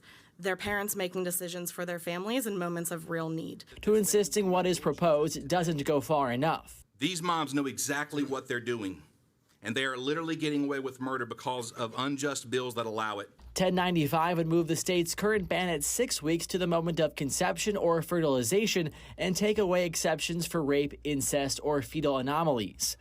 Responding to opponents, backers of the bill claim the legislation will allow the state to again reduce the number of abortions in South Carolina. I understand you want to go to a certain place. I get that. You can't always get there, so you've got to at least make progress. And I think calling progress toward a pro-life position is not evil. While still enabling doctors to terminate pregnancies if a woman's life is at risk. I think doctors can make that expert, can establish that based on their training and their expertise. Is Dr. Nodelman still here? I would hate to think that a doctor would come here and say that they are not sure if they need to save a woman's life. The bill was advanced out of a subcommittee Wednesday and now awaits a vote in a full committee before it can move to the Senate floor. Andy Weber, Queen City News. Charlotte-Mecklenburg school leaders say that their budget plans are very dependent on North Carolina lawmakers passing a state budget. Administrators offered their second budget presentation to CMS board members last night. They say enrollment numbers for the current school year are down slightly because of lower birth rates, which is part of a national trend. Officials say enrollment plays a major factor in what they receive from the General Assembly. There are still uncertainties around whether state lawmakers will even pass a new spending plan. If we're sitting at the 10th day this coming year and the state there's no indication of a state budget and we're up, I'm going to be really nervous because I will not have a guarantee of funding coming to the district, and I do not have a fund balance to pay for it, and I can't ask the county for it either. The district spending plan is almost $2 billion. Board members will vote on the plan April the 28th, with county leaders deciding how much funding they'll allocate in June. Now, this comes as lawmakers are scheduled to be back in Raleigh in 1 week, but whether they will actually begin their short session is still up in the air. Capitol reporter Dina Hartley is breaking down their top priorities as soon as they get started.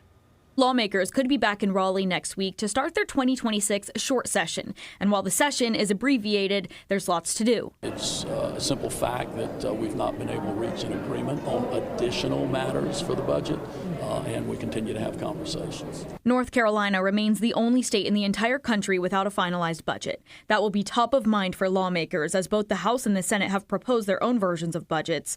When presenting the House budget nearly 1 year ago, we continue to give that tax relief while also making sure we're investing in this state's most important asset, which we believe are its people. House Speaker Destin Hall said their budget, which got bipartisan support, is the better option. Now, some Senate Democrats are also pushing for that budget. Also on the top of the to-do list, come to an agreement on Medicaid funding. They were here in session, and they failed to do what they knew they needed to do, which is to fund Medicaid so that people can access health care no matter where they live, particularly dire and rural communities. Democrats and Republicans disagree on when Medicaid funding will officially run out. During the short session, Republicans may also be focused on overriding some vetoes from Governor Josh Stein, including Senate Bill 50. It's a constitutional carry bill that would allow people as young as 18 years old to carry a concealed weapon without a permit. Some local law enforcement agencies have been speaking out about the bill for months now, urging lawmakers to keep that veto in place. Putting guns in the hands of those who are not required to get a permit or not required to go through training, 18 years of age, is a recipe for disaster and tragedy. And that was Dina Hartley reporting. On the Senate side, Republicans could also be focusing on finding a replacement for the Senate President Pro Tem position after top Republican Senator Phil Berger lost his primary election to Rockingham County Sheriff Sam Page. He holds his seat until the end of this year. Well, a woman who says she was injured on a Carnival cruise is getting thousands of dollars after taking the company to court. We're speaking with Chief Legal Analyst Colleen Rhodes about the case involving an injured passenger and several shots of tequila. You're watching Queen City News, the most honored and the most local news in Charlotte. We'll be right back.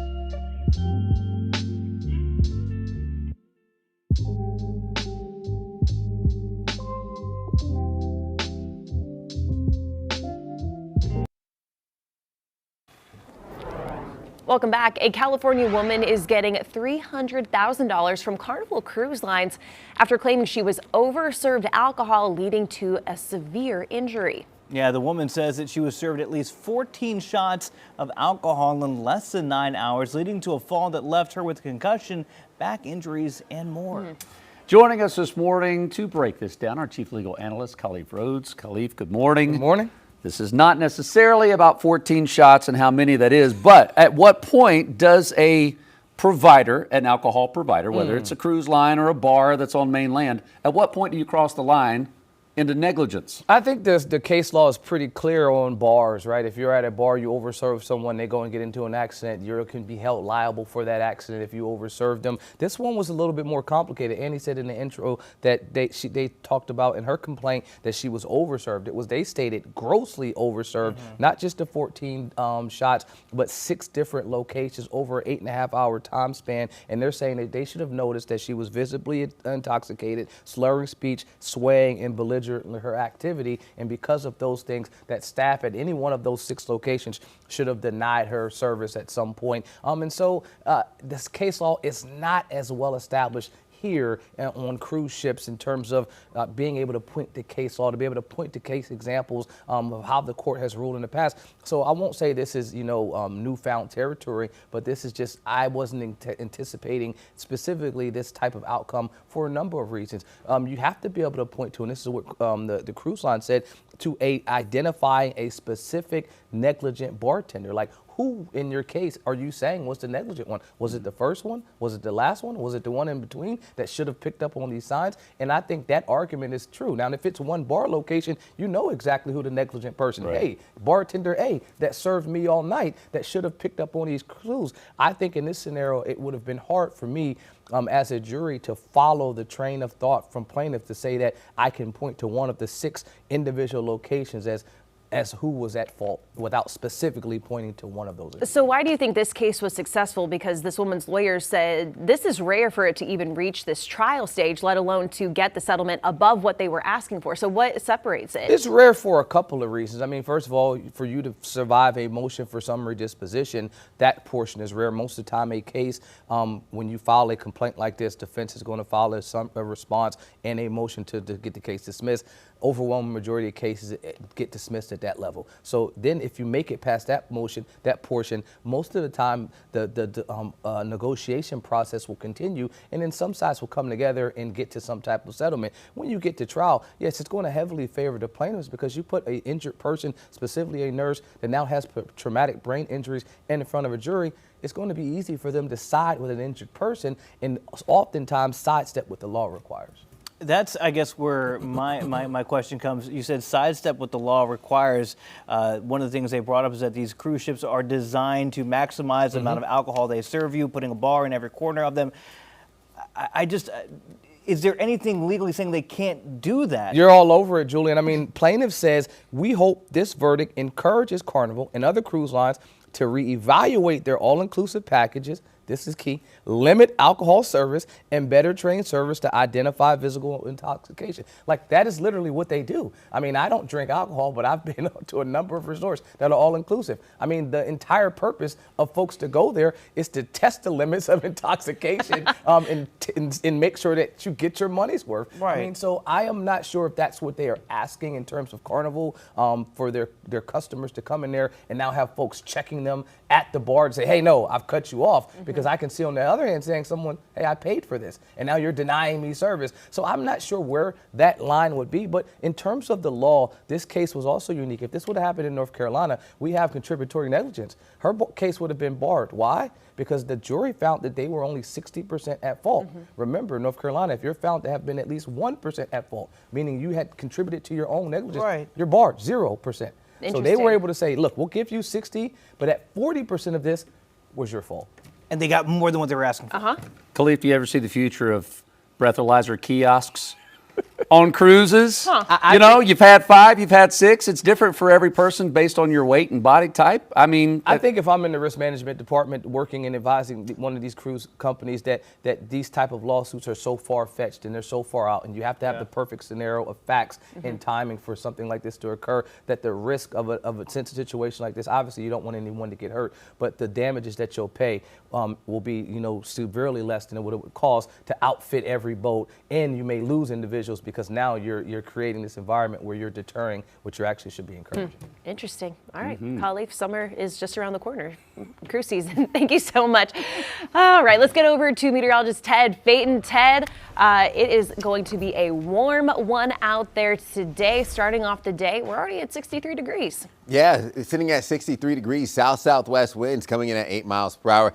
Temperatures in the mid-50s, so feeling that mild start to your morning and continuing to see right now traffic moving at a speed limit pace over Independence Boulevard, maybe slowing down just a little bit past Sharon Amity Road. We have those upper 50s near 60 degrees through the I-40 corridor, mid-60s Charlotte, upper 50s to low 60s around the Queen City from Rock Hill into Gastonia, low 60s Monroe, low 60s into Boone and Jefferson with highs aimed right towards 90 degrees for the peak heating hours of the day. More in the way of the upper 80s for that I-40 corridor. I'm looking at near 80 degrees Boone and Jefferson. High temperatures today will be in the upper 80s from Dallas to 90 degrees around the Lone Star State. Getting into the Carolinas, you're looking at 90 degrees with mid-90s for Washington, D.C., well above normal temperatures here, pushing into the East Coast for your Friday, below normal conditions for the Northwest for your Friday as well. So low pressure system tracks east. That's bringing rain to the Ohio Valley region from Illinois into parts of Ohio into Michigan. I'm looking at more of that high pressure sitting off of the Carolina coast, giving us those winds out of the south. That plays into your increased fire danger for today. So burn ban in effect for North Carolina. Limit outdoor burning wherever possible. Sunshine dominates with just some partly cloudy skies rolling in. We'll limit our rain chances over eastern Tennessee and Kentucky before our western facing slopes really eats up that moisture. Can't rule out maybe a stray shower over our North Carolina mountain counties, but outside of that, dry heading into your Friday as we rebound into the upper 80s, low 90s. Another afternoon or overnight lows dropping down into the 60s. We'll rebound heading into the 90s on Saturday. 70s take hold from the second half of the weekend heading into early next week.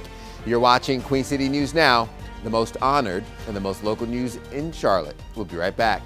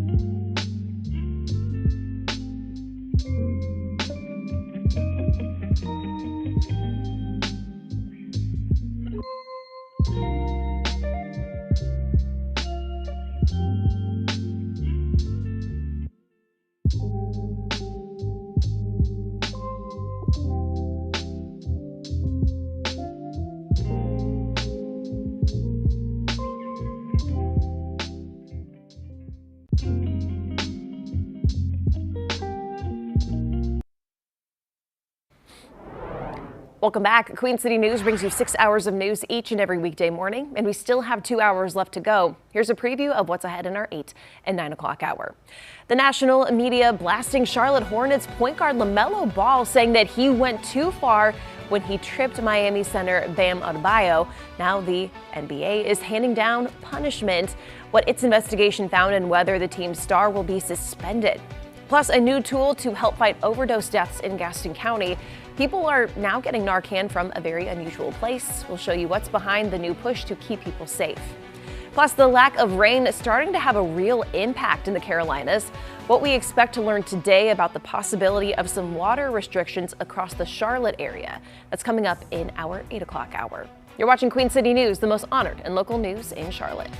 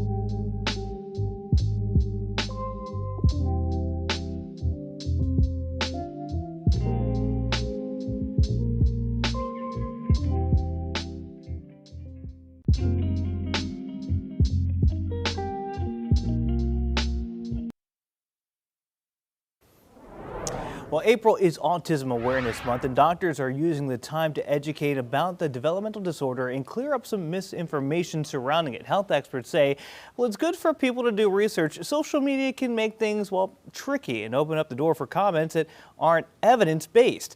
While there is no known singular cause of autism, some risk factors like advanced parental age, premature birth, and gestational diabetes have all been scientifically documented as risks.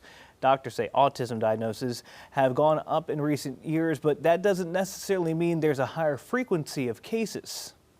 That number looks like it's getting higher, right? Doesn't mean that autism is necessarily more frequent now, right? There's different factors that play into it, including we are looking for it more, right? Screening in medical visits and even in schools and in other settings. Doctors also say autism becoming less taboo may contribute to more parents seeking a diagnosis for their child. All right, stay with us. Our 8 a.m. hour starts right now.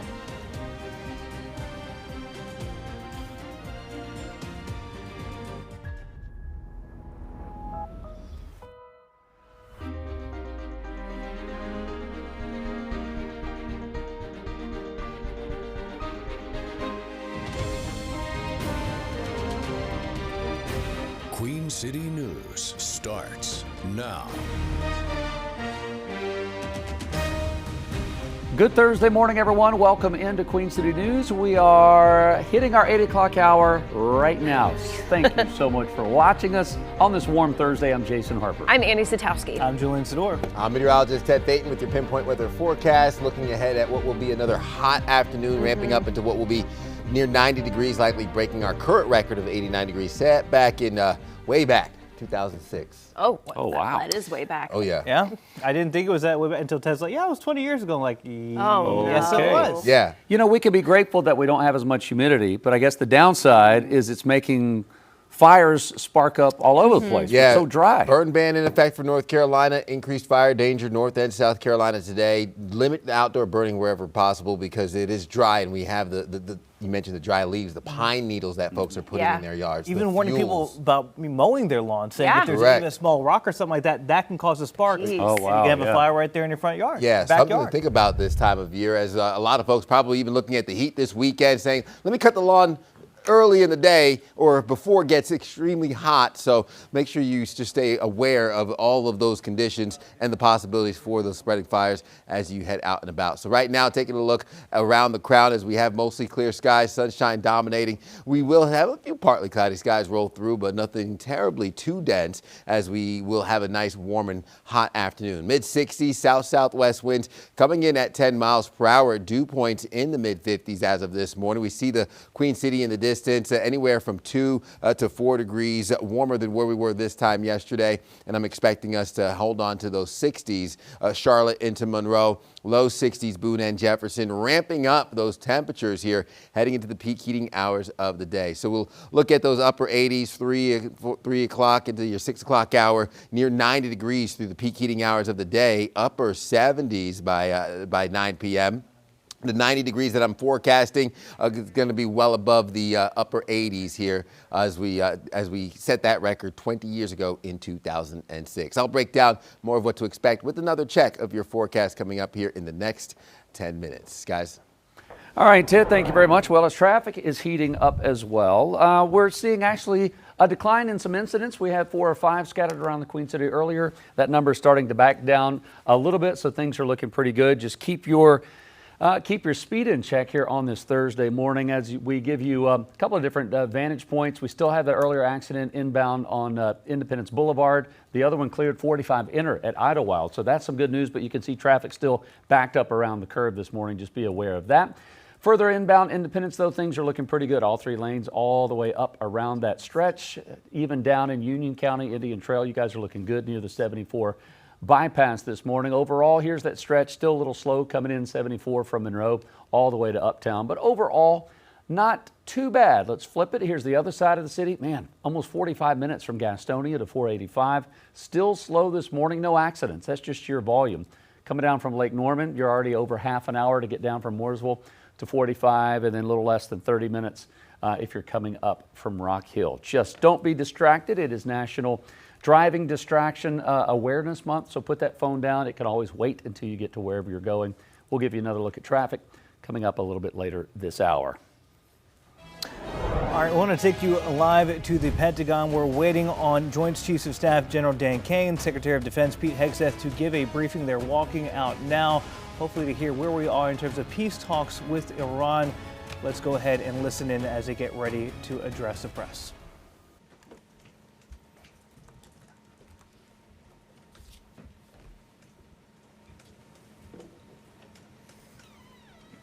Good morning, and as you may have noticed, the chairman and I are joined today by the CENTCOM commander, Admiral Bradley Cooper. He just returned from the front lines to see the troops and meet with allies, and this morning briefed us, just before this briefing, on the latest on all aspects of Operation Epic Fury. So after the chairman concludes, we'll ask Admiral Cooper to share a quick update on the ground truth from his trip to the region as he continues to implement an ironclad blockade and ensures that our forces are maximally postured to restart combat operations should this new Iranian regime choose poorly and not agree to a deal.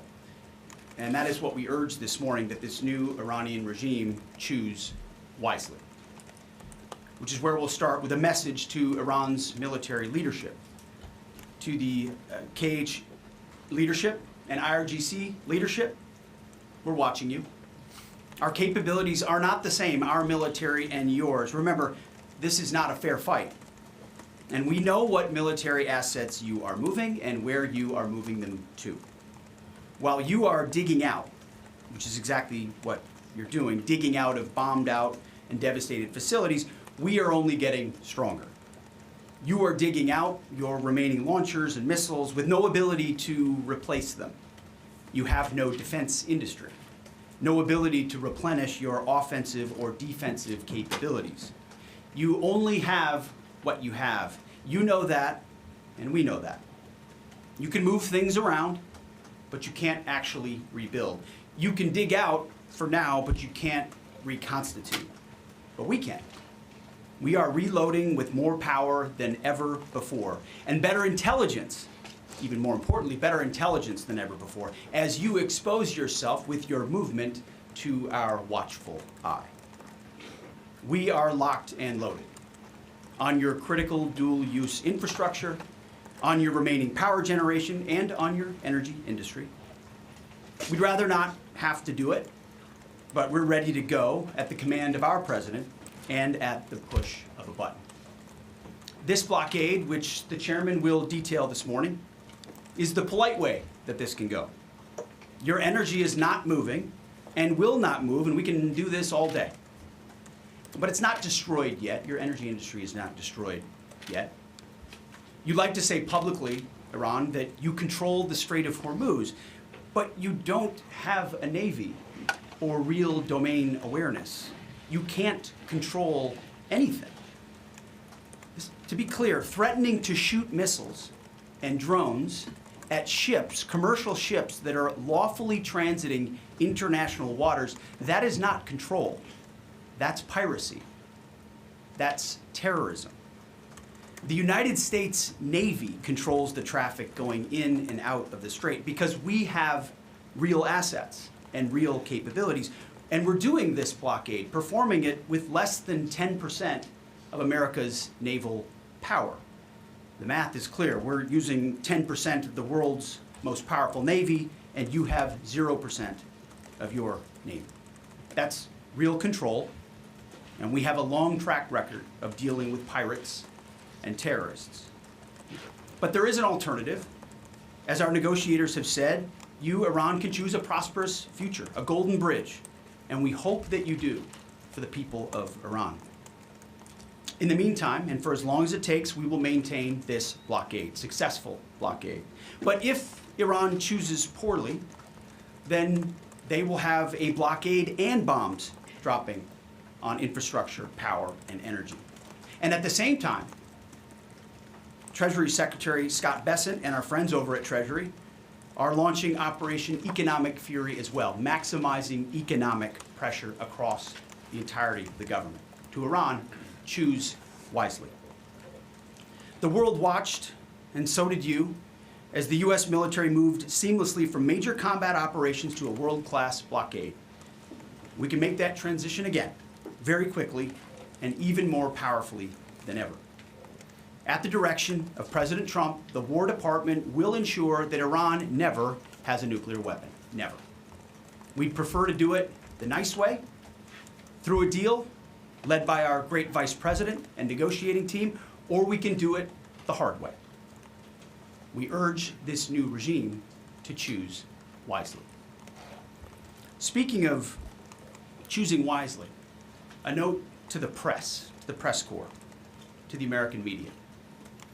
As I just can't help but notice the endless stream of garbage, the relentlessly negative coverage, you cannot resist peddling. Despite the historic and important success of this effort and the success of our troops. Sometimes it's hard to figure out what side some of you are actually on.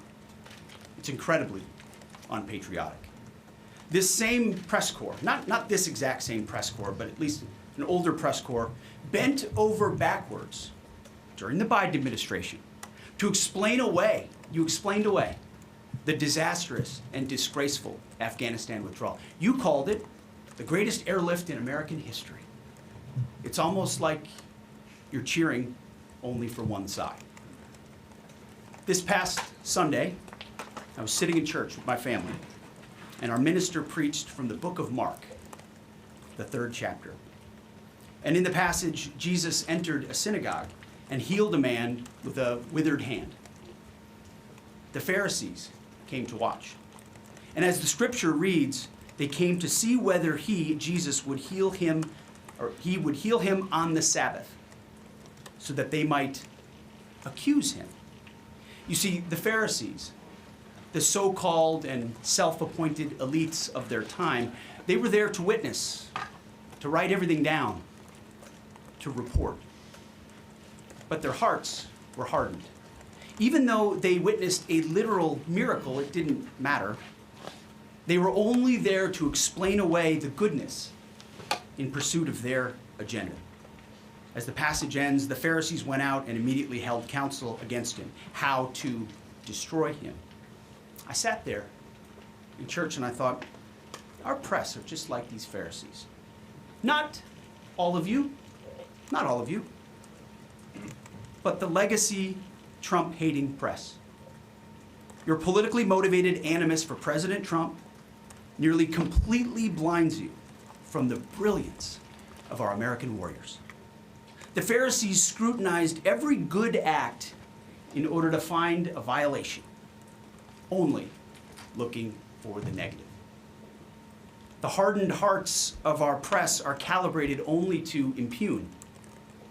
I would ask you to open your eyes to the goodness, the historic success of our troops, the courage of this president, and this historic moment for a deal that could end the Iranian nuclear threat, the incredible battlefield victory laid before your eyes, the not one, but 2 incredible rescue missions, miracles, you might say, or a locked-in blockade. Or how about historic recruiting numbers?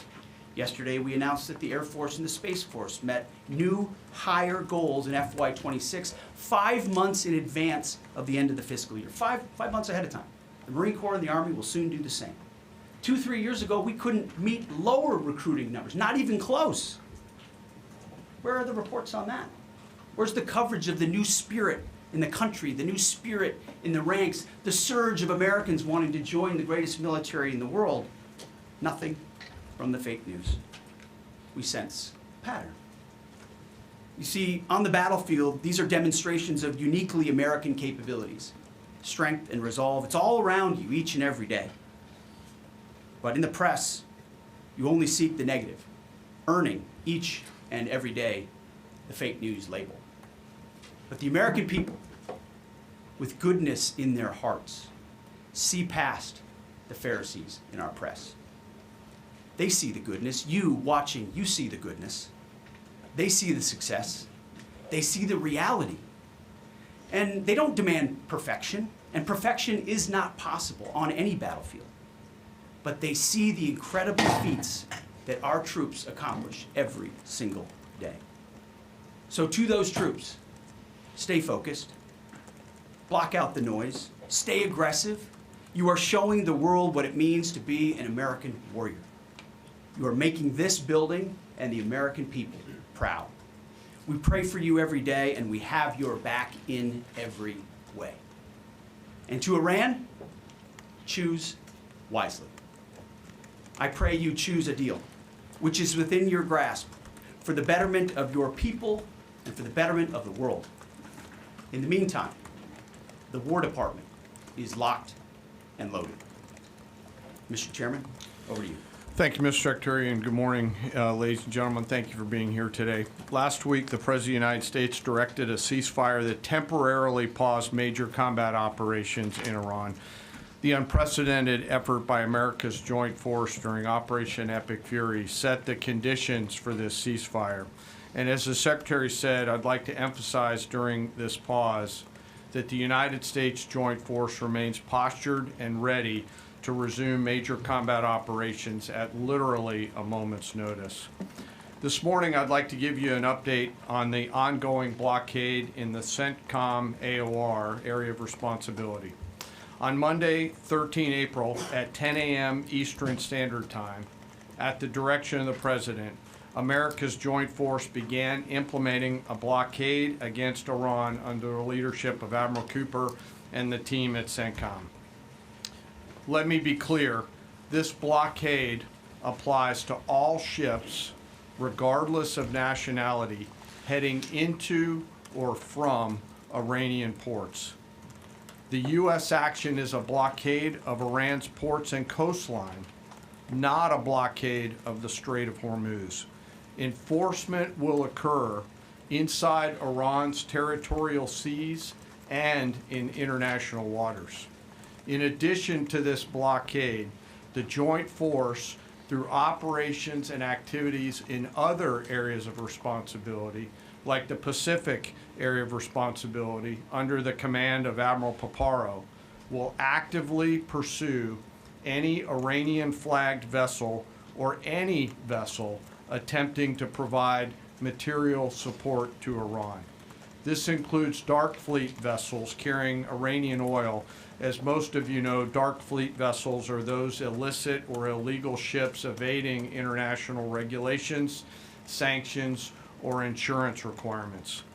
More than 10,000 sailors, Marines, and airmen, over a dozen ships and dozens of aircraft are executing this mission. And let me walk you through this operation a little bit. Please go to the first slide. First to the graphic. This is taken before the blockade began. North is up. You can see the blockade line here in the center of the graphic, denoted by the red dashed line. This map is a pull from our common operating picture that we use to allow commanders and key leaders to see what is happening in near real time. We just grabbed screen grabs to highlight the actions and activities. What is not shown is how incredibly congested this area is and the incredible work that our sailors are doing to ensure that they can work in and around an incredibly busy water space. What is also not depicted here is the massive force of fighters, intelligence aircraft, helicopters, and other embarked forces, to include aerial refueling tankers that are up overhead this blockade area.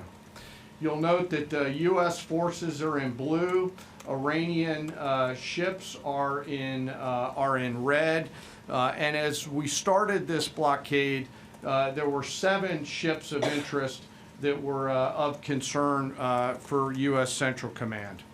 Through a variety of intelligence tools and with the assistance of the Office of Naval Intelligence and other intelligence agencies, the force began to hunt for potential interdictors at 10 a.m. Eastern Standard Time. Next slide, please. It's now 12:40 Eastern Daylight Time, 2 hours and 40 minutes into the blockade, as attempted blockade runners attempt to hop the line. U.S. forces began to commit. Out in front of them was a range of intelligence, surveillance, reconnaissance, and tactical assets. And immediately these runners began to see, sense, and feel America's combat power compressing upon them.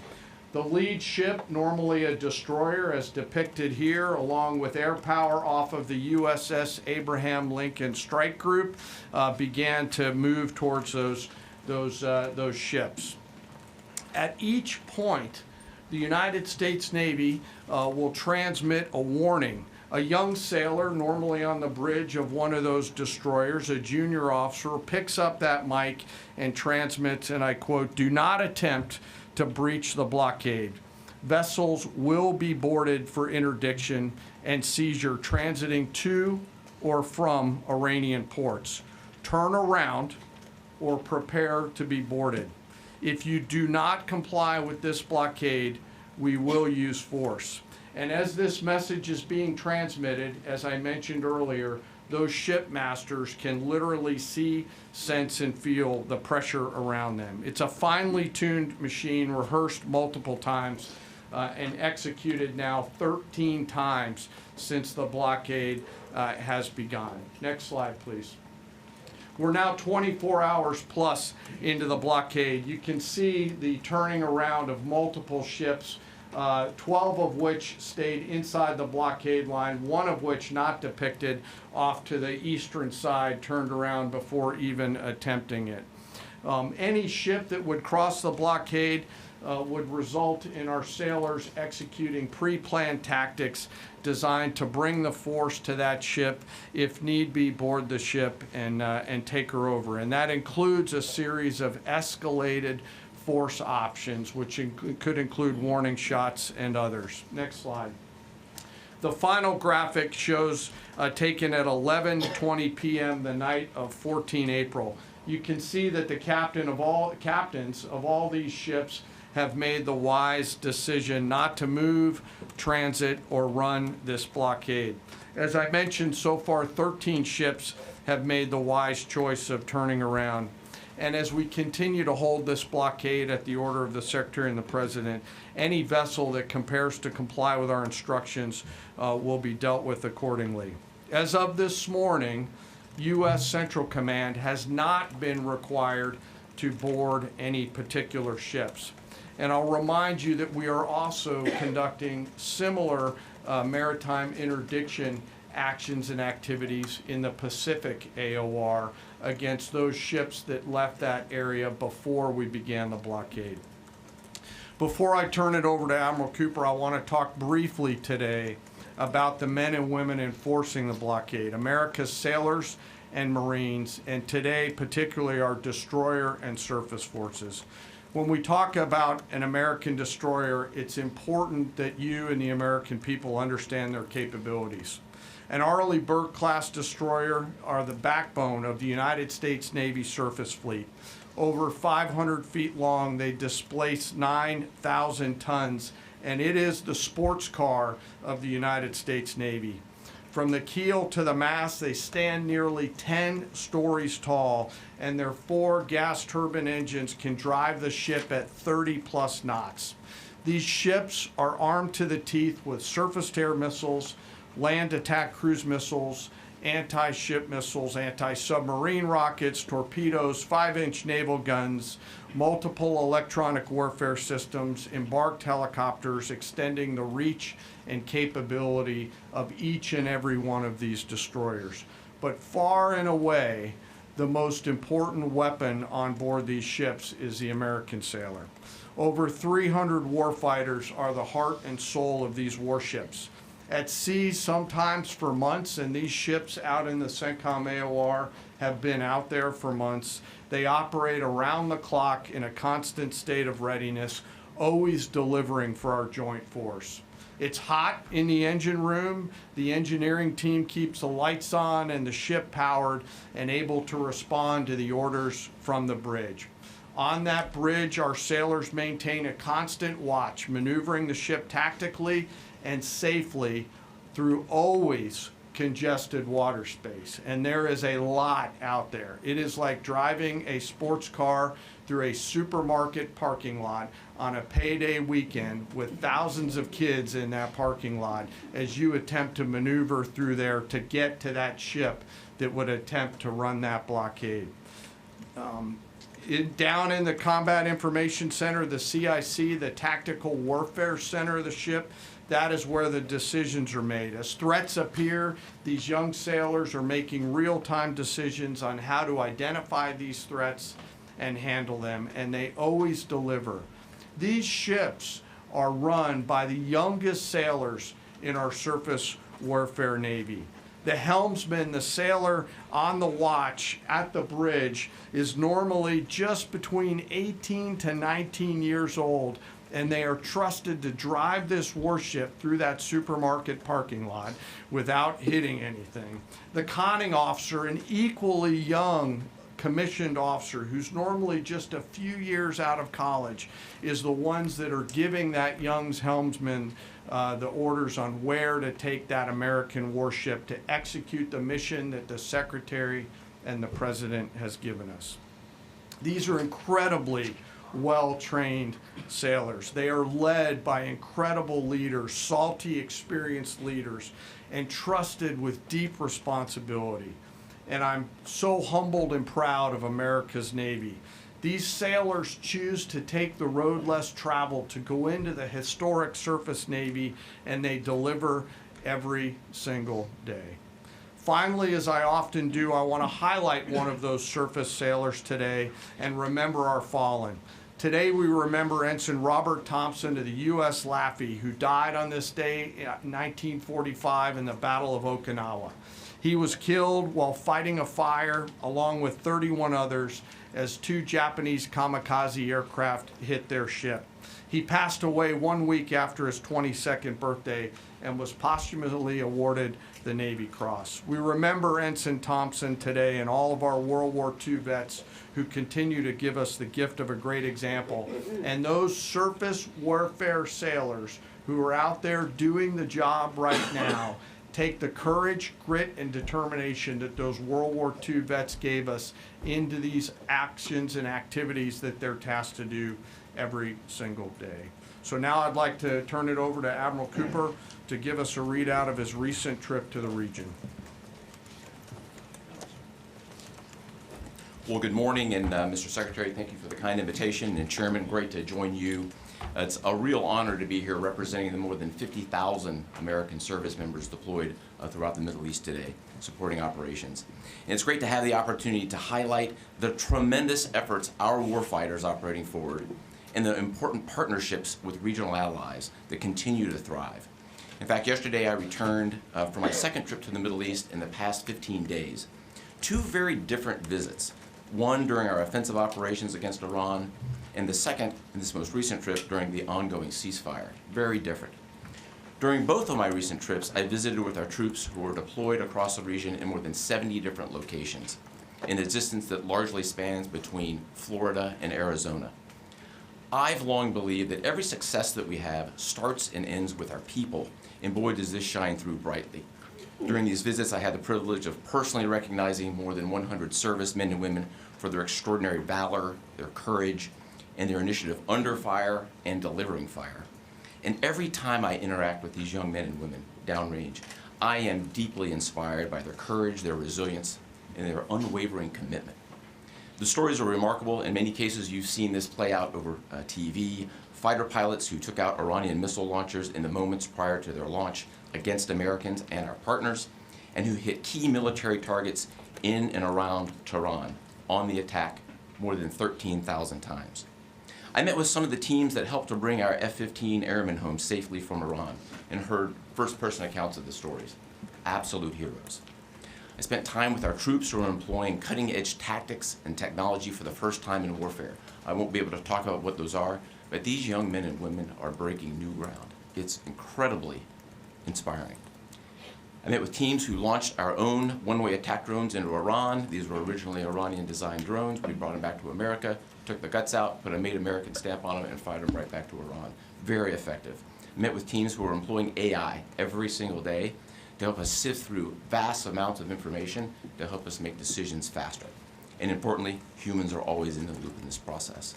I met with our Space Force teams and our cyber specialists, whose work cannot be discussed, but who serve with indispensable impact. I met with our logisticians and sustainers all over the region. There is just no military that executes logistics like the U.S. military. This group is doing exceptional work, moving thousands of tons every single day. I met with our air defenders who shot down Iranian ballistic missiles. My message for this group in particular is that their actions most certainly saved thousands of lives across the Middle East during Epic Fury. And all told, my personal assessment is, after these couple of trips, is our troops are highly motivated, they're focused, they're vigilant, and they're ready. And they're using this time to do a couple of things. We're rearming, we're retooling, and we're adjusting our tactics, techniques, and procedures. There's no military in the world that adjusts like we do, and that's exactly what we're doing right now during the ceasefire. A little note about partners. My discussion with regional allies and partners, both at the senior civilian level and the senior military level, reinforced our shared commitment to regional security. But beyond that, having now fought together, side by side, I assess that our military partnerships are stronger than ever as we continue to maintain a very active defense posture across the region during this ceasefire. And that posture stretches across the entire Arabian Peninsula, and it runs from northern Iraq all the way down into the northern Arabian Gulf. In creating the largest air defense umbrella in the world across the Middle East, we embedded specially trained U.S. military air defenders alongside our partner nation soldiers, side by side, literally side by side. And to give you a sense of their contribution and impact, the King and Crown Prince of Bahrain both personally knew our soldiers by name. These leaders expressed appreciation for our service member who continue to stand shoulder to shoulder with our partners in support of regional defense. And this is a sentiment that is widely shared across every Gulf ally. I heard this message over and over again, which is, we stand with you. As the Secretary and the Chairman have said, Bahrain, UAE, Saudi Arabia, Qatar, Kuwait, and Jordan have been exceptional teammates. I had a chance to meet with both their senior leadership as well as their troops. Boy, equally inspiring and equally committed to mutual defense. They defended Americans and they defended their own country. It was inspiring. And there's been no better teammate than Israel. Together, the four best air forces in the world, the Israeli Air Force, the U.S. Air Force, and the air forces of the U.S. Navy and U.S. Marine Corps, together met and exceeded our own military objectives over and over again. Twice in the past 2 weeks, I've met with the Israeli Chief of Defense to ensure that we remain closely aligned, and we do. And then finally, let me just close by saluting the brave men and women who are in uniform and who continue to answer the call with unrivaled lethality, great teamwork, and resolve. We've asked them to stay ready during this period, and that's exactly what they're doing. I couldn't be prouder, and I know that you and the American people share in that same pride. Thank you so much. All right, we'll take a few questions. Go ahead. Thank you. Alexandra Ingersoll, One American News. How is the Iranians' decimated command and control affecting the ceasefire at this juncture? Ergo, how are we enforcing a ceasefire with an enemy who has virtually no command and control? And then one other question about the Houthis being, have the Houthis been an issue in the Straits of Hormuz and the Bab al-Mandab Strait at the Red Sea, or are we tracking that militarily? Appreciate that. On the ceasefire front, it's right. Their command and control capabilities are highly degraded, so their ability to talk, see, sense is at the worst it's ever been. But their motivation to want to stay in the ceasefire is very high because they understand that a violation of that ceasefire means a commencement, once again, of Admiral Cooper's forces, which went very poorly for them. So they have a high incentive to maintain that ceasefire, even though they can't talk and organize as well as they'd like to. And then as far as the Houthis, thus far, they have stayed out of it, which, of course, we think is a good decision by them, and I think is a reflection of the fact that over a year ago in Operation Rough Rider, we had an ongoing and intense campaign that demonstrated American capabilities, which has them hesitating to want to do something on that strait, which I think would be a poor choice. Good morning, Mr. Secretary, gentlemen. David Zia, Real America's Voice. As commercial shipping ramps up, you know, there was 130 ships a day going through that. As that happens, ships have to anchor up, right, and wait to pass through the narrow strait. Is there any progress with an international force to phase out U.S. military-led escorts or other? Is anyone stepping up to do that? It's a great question. Long term. They should be. There's a lot of talk, and what we've seen in this conflict from allies, and those, there's a lot of talk, except for the ones that were mentioned by Admiral Cooper in the region who've been phenomenal. Other allies have talked a lot and haven't done anything. And as the President has pointed out, This is a waterway that the American commerce doesn't use all that much. We don't rely on the energy coming out of the Strait of Hormuz, but Asia does, and Europe does, and large parts of the rest of the world do. And so their ability to muster a collective defense or a clearing of the straits would be a wonderful thing. And we hear and see the talk about it, but when the shots were fired and those countries were needed the most, they weren't there. They weren't in the strait, they weren't alongside us, their leaders weren't rallying what they have of their navies. If they decide after CENTCOM does the heavy lifting, which again, they should be able to do. We should live in a world where other countries can defend waterways, not just the United States Navy. Should that conclude, which we believe it will, then we would welcome other countries coming in after the fact. But you can't live in a world in perpetuity, and this is a message to the rest of the world and our allies, where you just rely on America to continually do the heavy lifting. Oh, Iran might get a nuclear bomb. Who's going to do something about it? America. And America only. Other allies need to invest in their capabilities so they can project power and do basic tasks like clearing a strait. So we're not counting on it, but it would be wonderful to see it if it ever materialized. Yes? Thank you, Mr. Secretary. Thank you all for your time. I have a couple questions. I know you said a few weeks ago that Iran's supreme leader was wounded and disfigured. Do you have an update on whether he's even alive at this point? And then another question for you. Iranian embassy accounts are sharing an AI video of Jesus Christ kind of bloodily killing President Donald Trump. Does the Pentagon have a response to this, including the fact that this AI Jesus is casting Trump into hell? And then finally, for Admiral Cooper, could you speak to us about the morale of the American service members that you're seeing in the Middle East? I think Americans are really interested in what their experiences and testimonies are like. As far as the status of the individual you mentioned, I believe it's the same.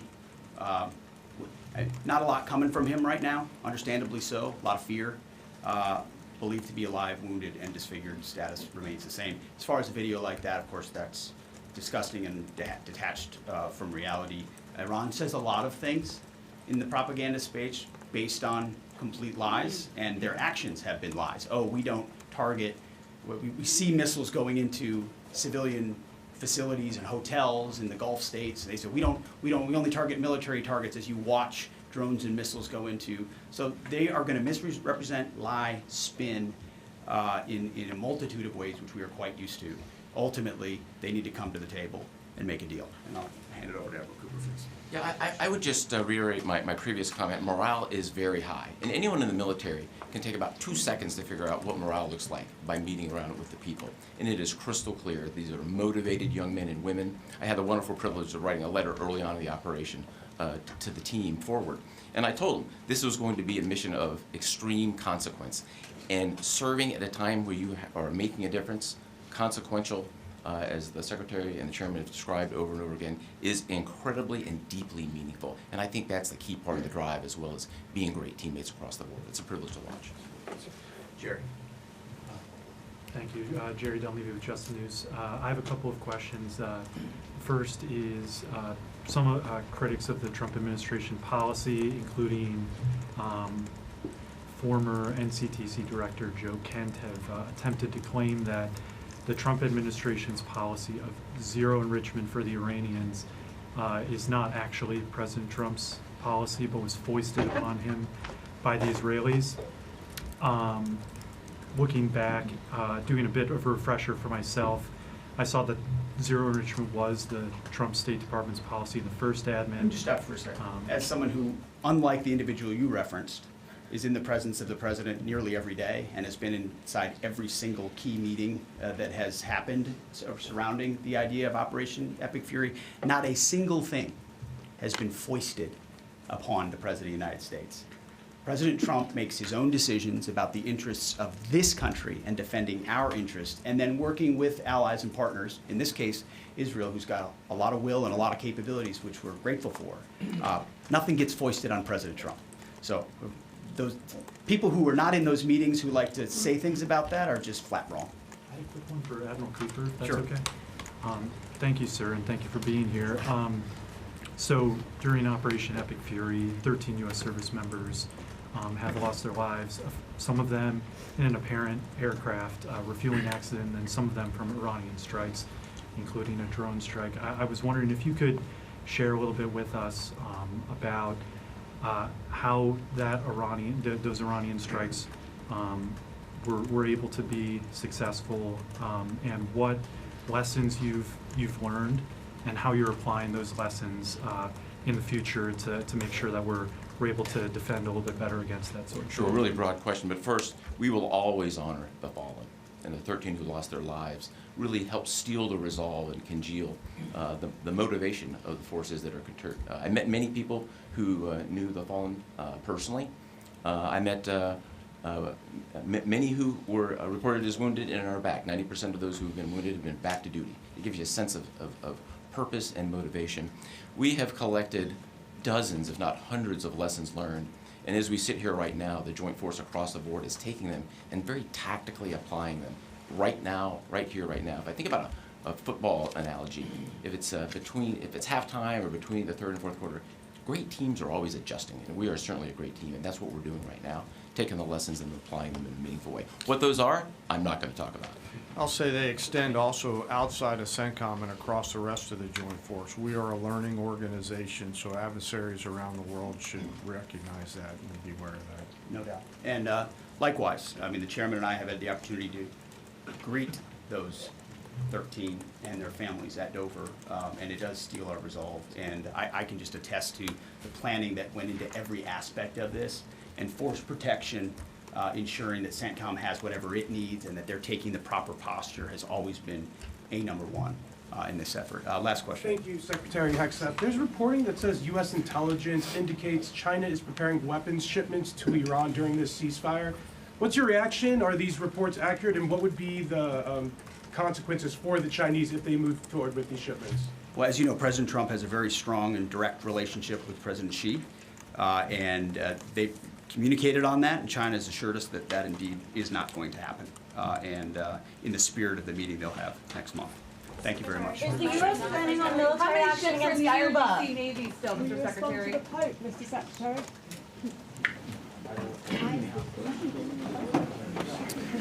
All right, we have just been listening to this almost 40-minute press conference from Pete Hegseth, Department of War Chair, of course, Chairman General Kane, Admiral Brad Cooper with U.S. Central Command about where things are with Operation Epic Fury.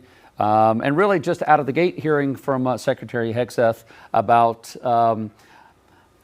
maybe not a threat so much, but talking about the Iran regime is that choose wisely who that next person of leadership is, because as the U.S., we are watching you, and so that's a very important decision. We have had no update as far as where the regime is and what their plans are. All right, we know that the peace talks there, when we sent Vice President J.D. Vance over there to start those peace talks, they weren't able to reach a agreement. And so essentially urging them, Jason, as you said, that they know where Iran is moving their military capabilities around and urging them to reach a deal, but also saying that the U.S. military, as CENTCOM, is ready to go at a push of the button at the order of President Trump. So if they don't reach a deal, that the U.S. military is ready to go.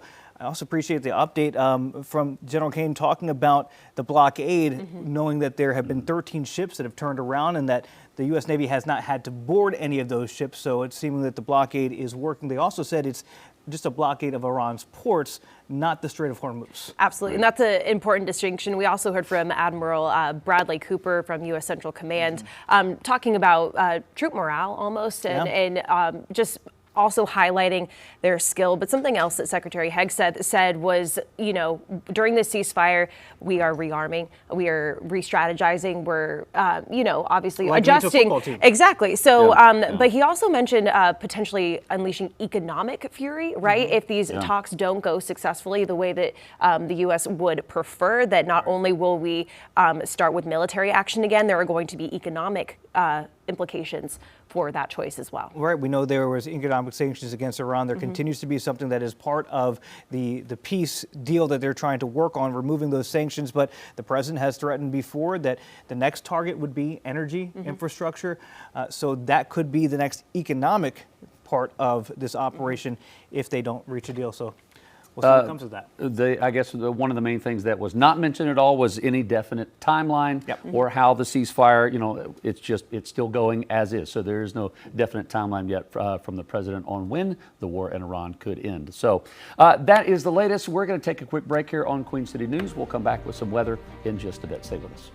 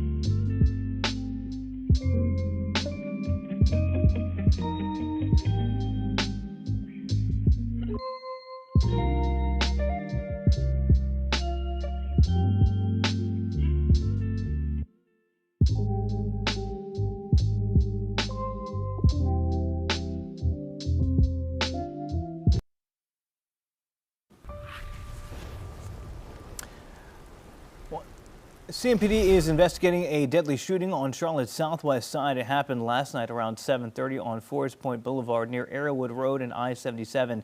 Police tell us one person was killed and 2 others had serious injuries. No word yet on any arrests or suspects.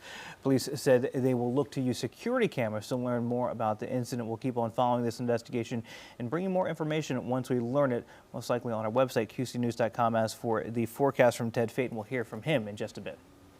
Charlotte-Mecklenburg police officials will be releasing their first crime safety report of the year later this morning. It will cover the first 3 months of 2026.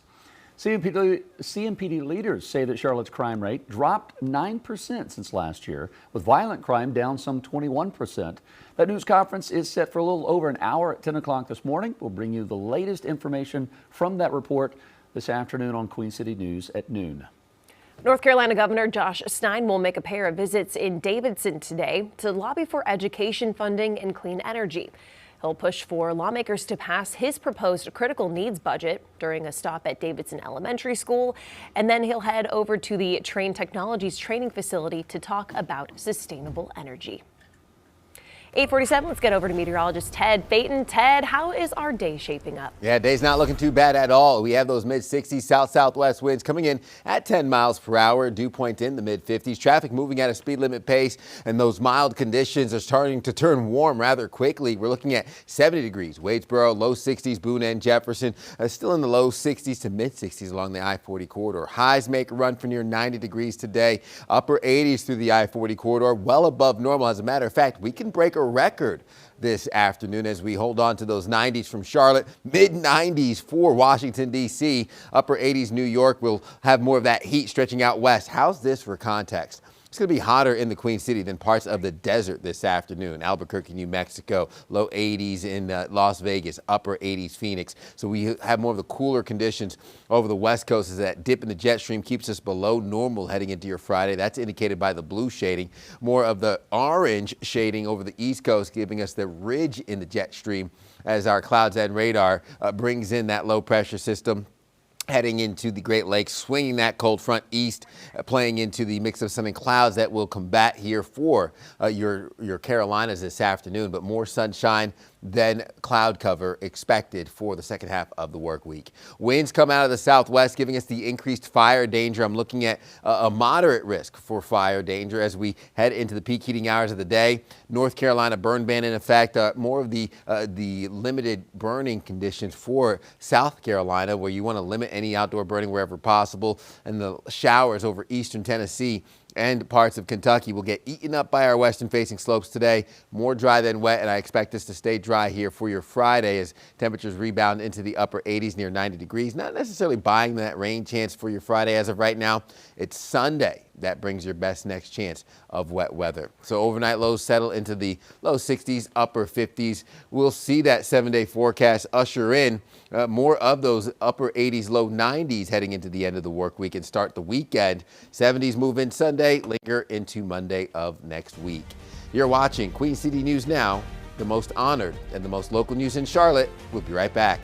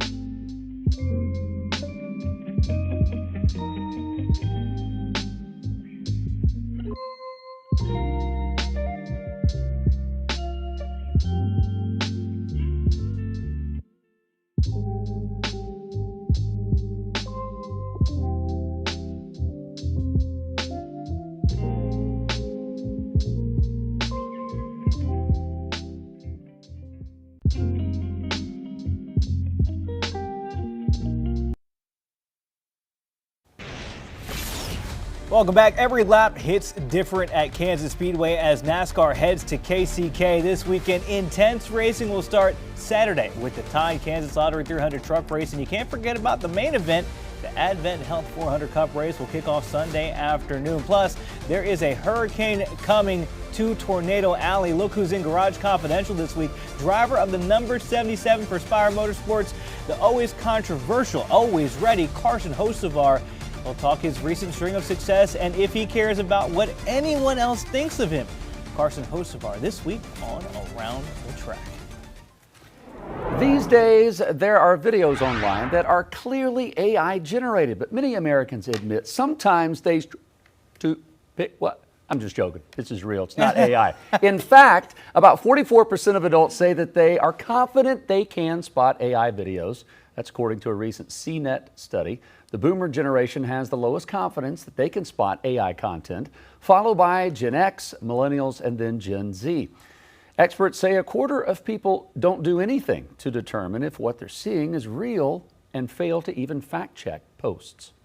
Content is being generated that is very believable, hard to even detect if it is AI generated, but it's very important to consider the source and the information that is being given to you. And of course, always double check that. The CNET study also shows 21% of adults think that AI-generated content should be banned completely on social media, with no exceptions. Tech companies are working to implement more tools to cut down on so-called AI slop, which are low-quality, mass-produced content.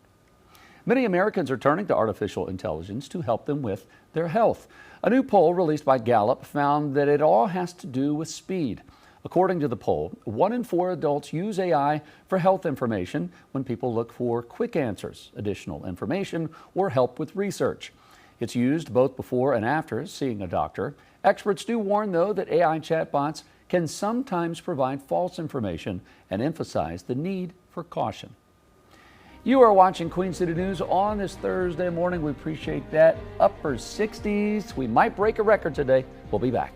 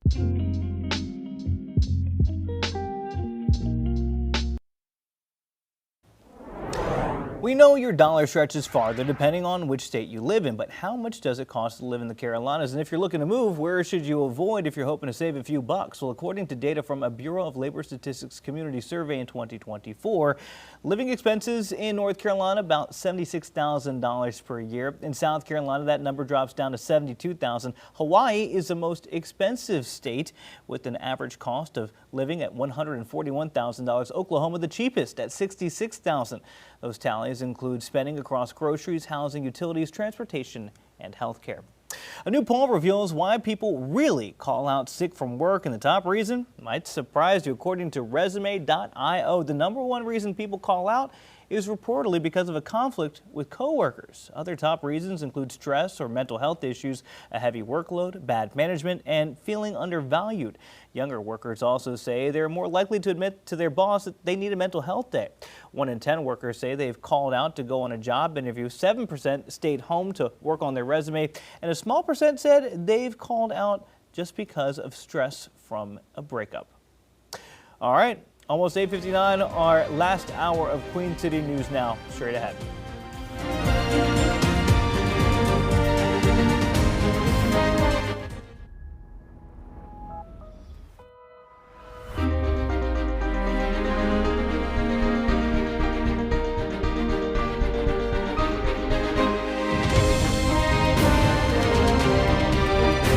Queen City News starts now.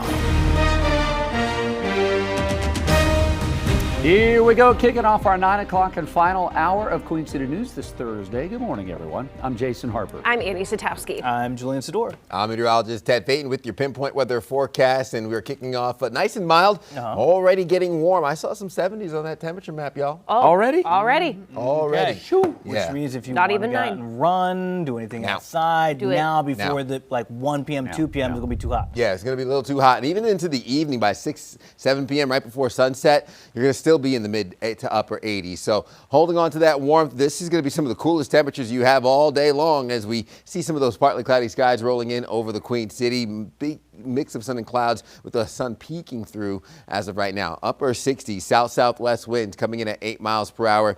We have anywhere from 2 to 5 degrees warmer than we were yesterday for Charlotte into Monroe. Slightly cooler Lincolnton into Concord. I expect that gap to close really quick as we sit in the upper 60s. There's 70s. Lancaster, Wadesboro, and already at 70 degrees for Schrock. As we look at your day planner, highs ramp up into the upper 80s, near 90 degrees today. As a matter of fact, I'm forecasting a high of 90 degrees, which could break the current record of 89 degrees set back in 2006. Average highs this time of year typically land in the mid-70s. We're going to be blowing past that by 10 a.m. this morning.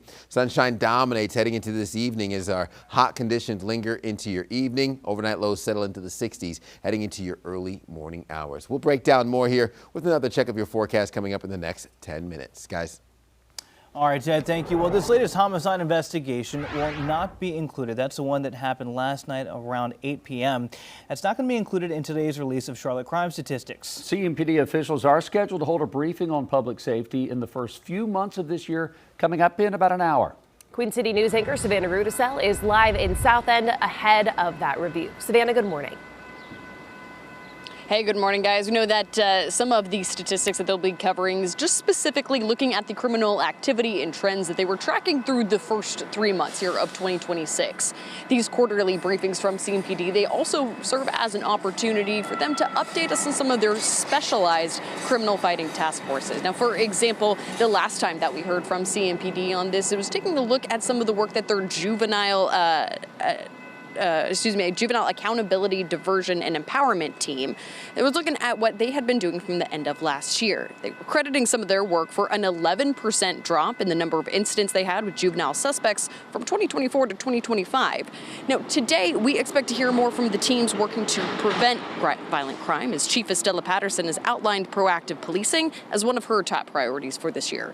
The Charlotte City Council established a committee solely focused on public safety in the wake of some increased violence in Uptown and national attention placed around the region's transit system.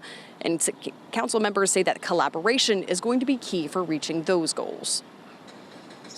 We need to partner with our great hospital networks here and our county partners to address mental health. We also know that our juvenile offenders are repeated offenders, from everything from property crime to violent crime, and we need to address juvenile diversion as well.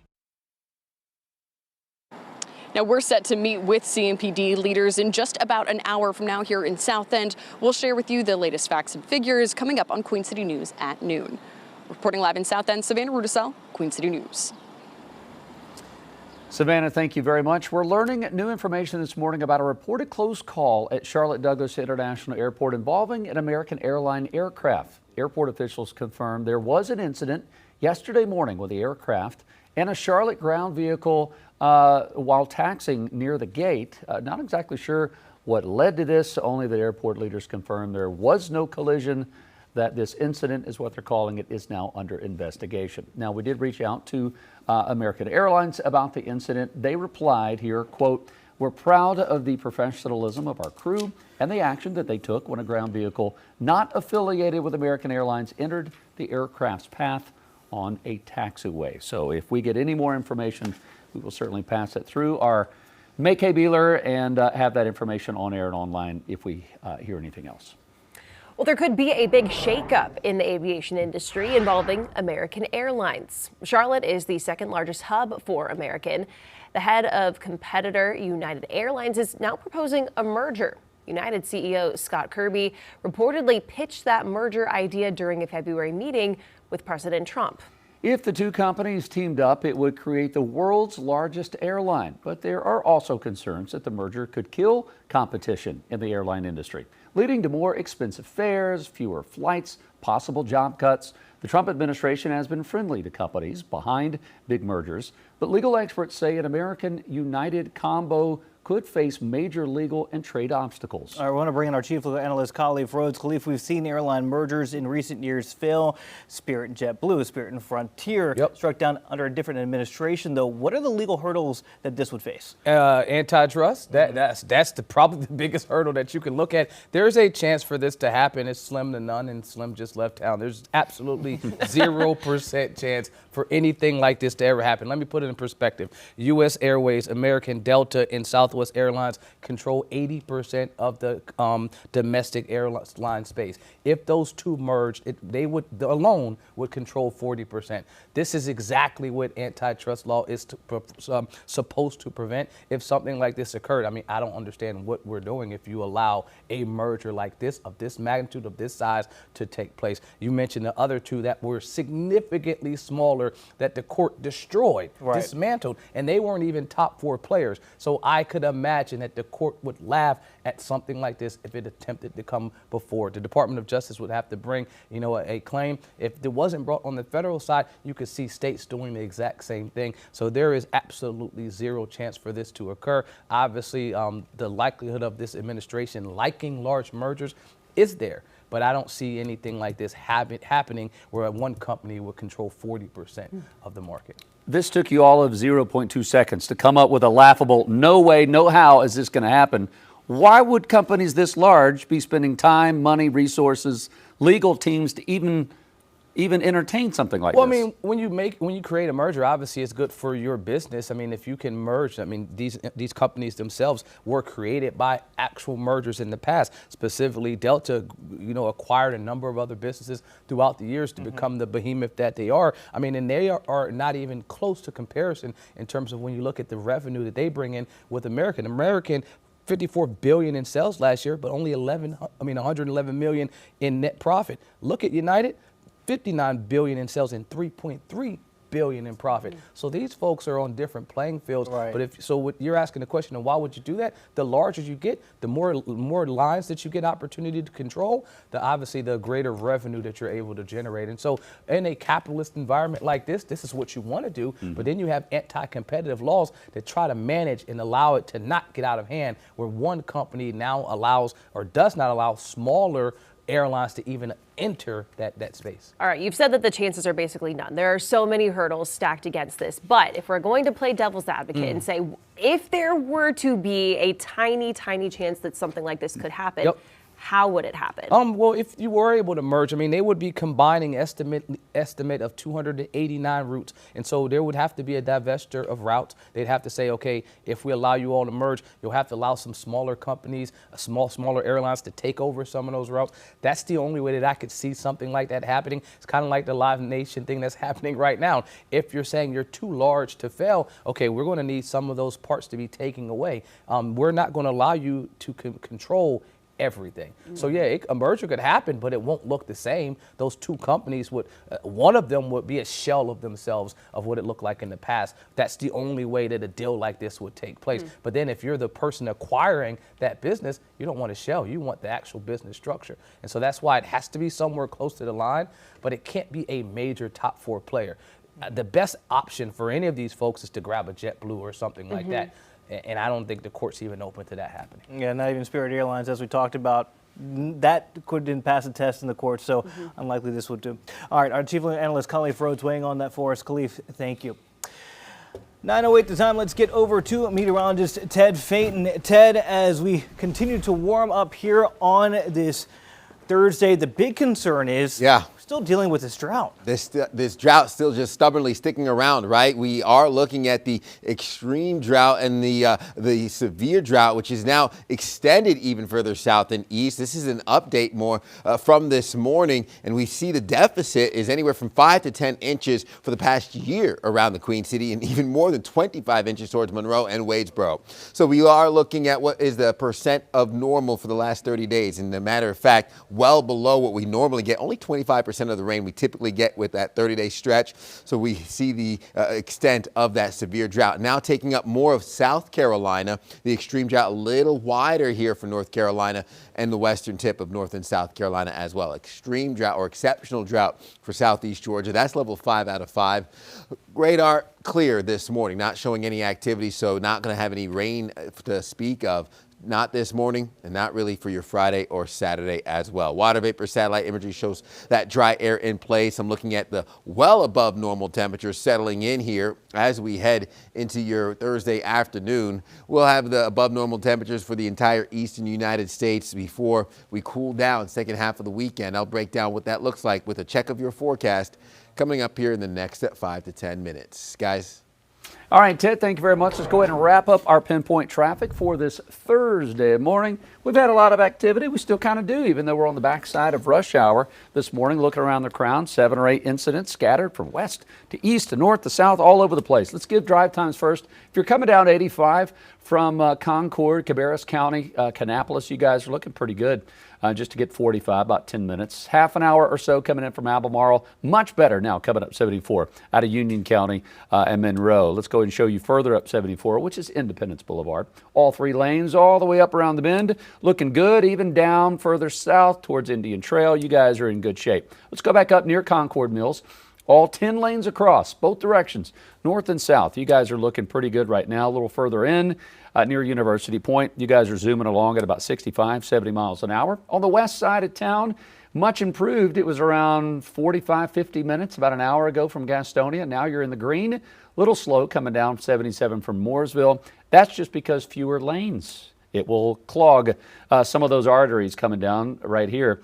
It shows slower the closer you get to Huntersville. This further up north near Cornelius, you're looking pretty good. Right in the heart of Uptown, you can see it's slow as folks are still trying to work their way into Uptown, trying to get to work or wherever they're going down near the state line. We like it. Love it. Again, as I mentioned earlier, it is National Distracted Driving Awareness Month, so nothing's more important. Put that phone away. Be safe out there. And let's go ahead and send it over to May-Kay this morning. Good morning, May-Kay. All right, good morning. Listen to this. Attention flyers. Are you interested in a new way to fly on the cheap? Well, airlines are coming up with some pretty creative ways to optimize your comfort while cutting costs. But one airplane seat designer is raising eyebrows. I'm May-Kay Beeler coming up. Would you consider sitting directly below another passenger? You're watching Queen City News, the most honored and the most local news in Charlotte. Stay with us.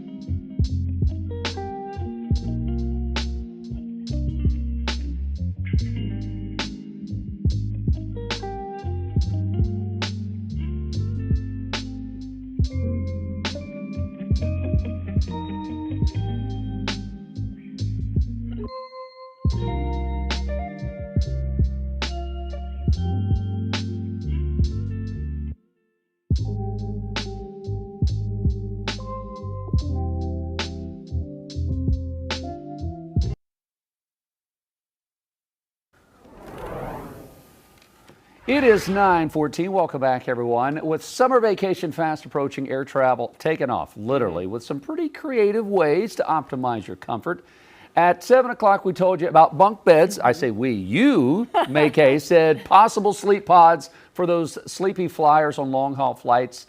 There's a sky couch, whole row of seats that transforms into a flat surface for a snooze. Okay, but now an airplane seat designer is introducing a double-decker seating option, asking if you would sit directly below another airplane passenger. Okay, so we've gone from one end of the spectrum to the other. So Chief Transportation Correspondent May Beeler is here to tell us how exactly this is supposed to work. Never a dull moment. All right, we're talking about a visionary here, visionary Nunez Vicente. Well, he believes his double-level airplane seat system, it's the future of economy flying. And according to a report by CNN, he is working around the clock to make it a reality. But is it simply about squeezing more seats on a plane? Is it a recipe for claustrophobia? Well, his vision includes a double-decker area Vicente calls the chaise lounge. It's in the center of the cabin. It's flanked. Don't make me laugh. It's flanked by 2 rows of regular airplane seats. CNN was the first to test out this newest prototype. There are 4 rows, 2 top level and 2 bottom level. The proof of concept, it was on display at the Aircraft Interior Expo.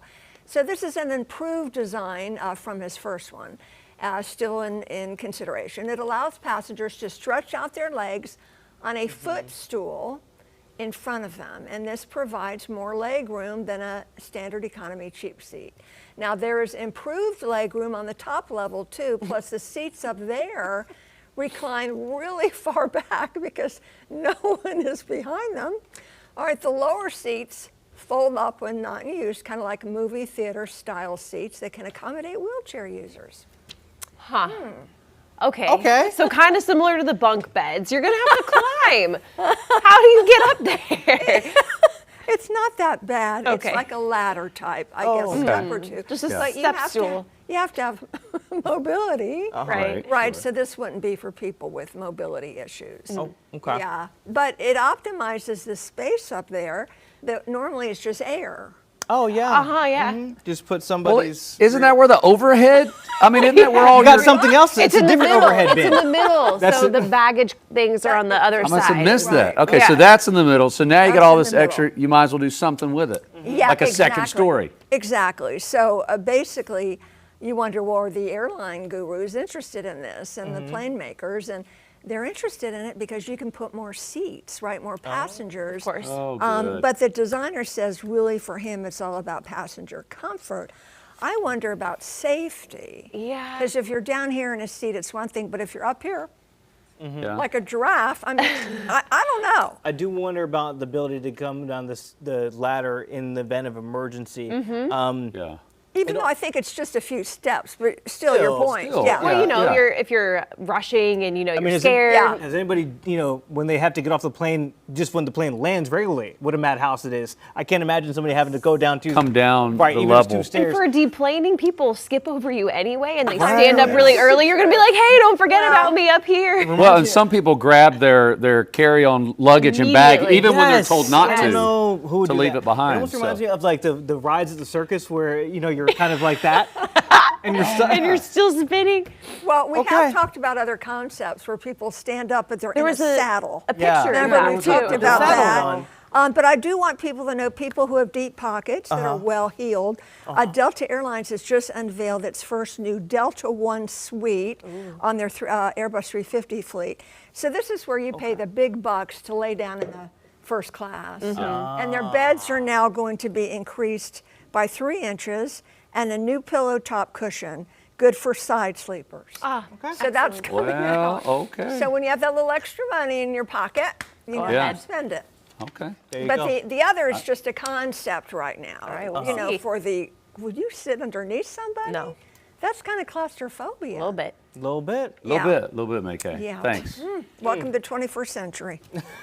1919 the time. Let's go over to meteorologist Ted Phaeton. I don't know if you want to be close to that many people today, Ted. It's too hot to be around people that close. I'm going to need to air out. Right. You're getting too close to me. Give me my space. So we have upper 60s this morning.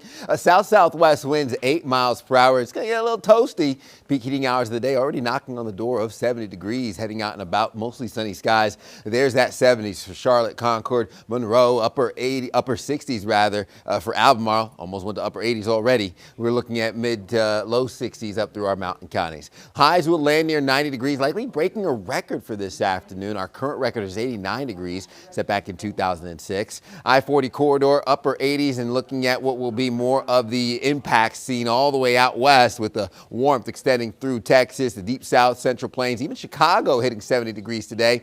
Upper 80s for New York, mid 90s for Washington, D.C. Looking at that ridge in the jet stream, we have above normal temperatures for the East Coast. This cold front, it's not going to do much to bring those temperatures down. Just some rain chances moving through Kentucky and Tennessee. We'll have a mix of sun and clouds today. Increased fire danger for your Thursday afternoon before we ease up overnight, introducing more of the sunshine mixing with the clouds, and then the rain gets eaten up by our western-facing slopes overnight, heading into your Friday. Another afternoon in the upper 80s near 90 degrees. I'm not buying those rain chances in our futurecast for Friday. Overnight lows in the low 60s, upper 50s heading into your Friday morning, and then we'll have those 70s move in Sunday into Monday of next week. You're watching Queen City News Now, the most honored and the most local news in Charlotte. We'll be right back.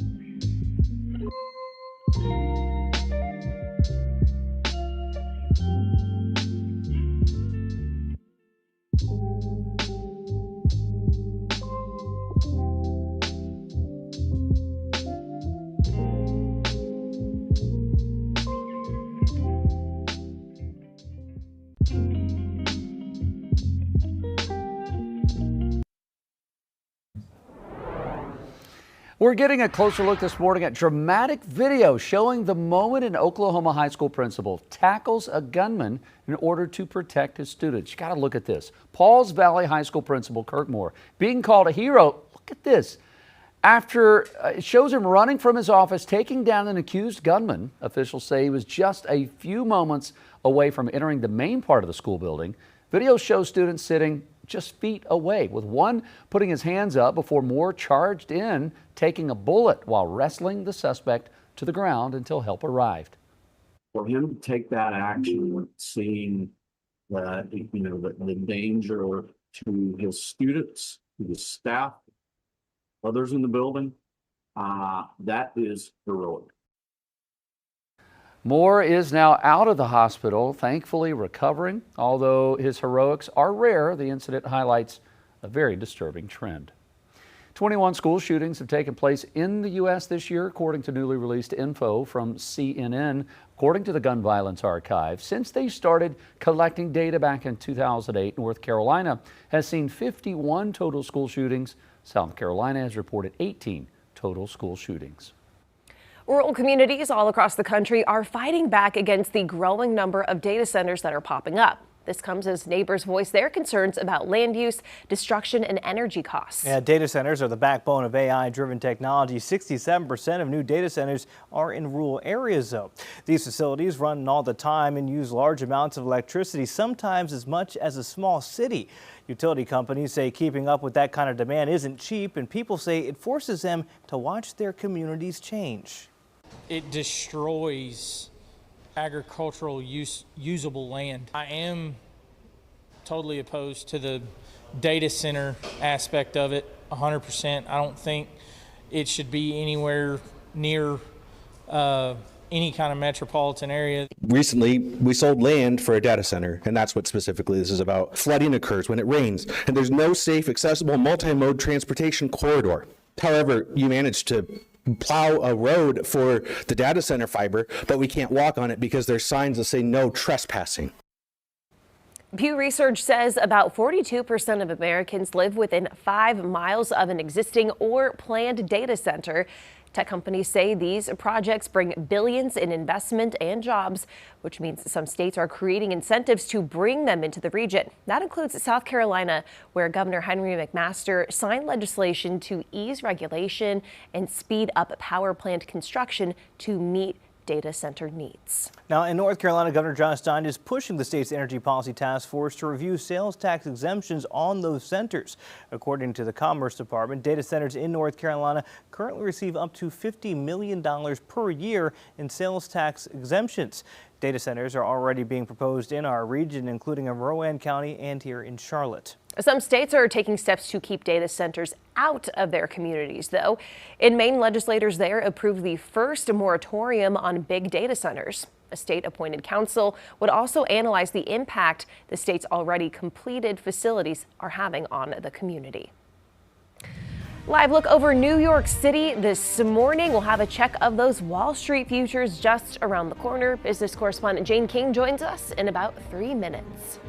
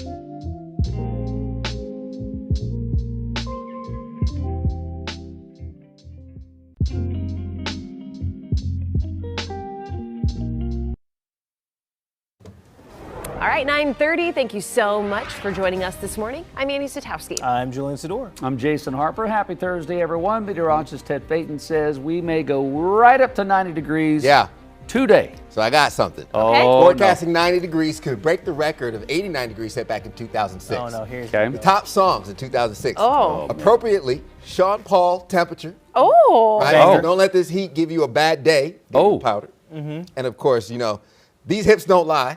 Wyclef Jean, Shakira. And of course, can't forget the promiscuous girl, Nelly Furtado. Nelly. Ooh. So All right. just, some of the top hits from 2006. If you guys want to go reminisce as we get temperatures just that hot, a plane landing at Charlotte Douglas International this morning. We see the Queen City in the distance.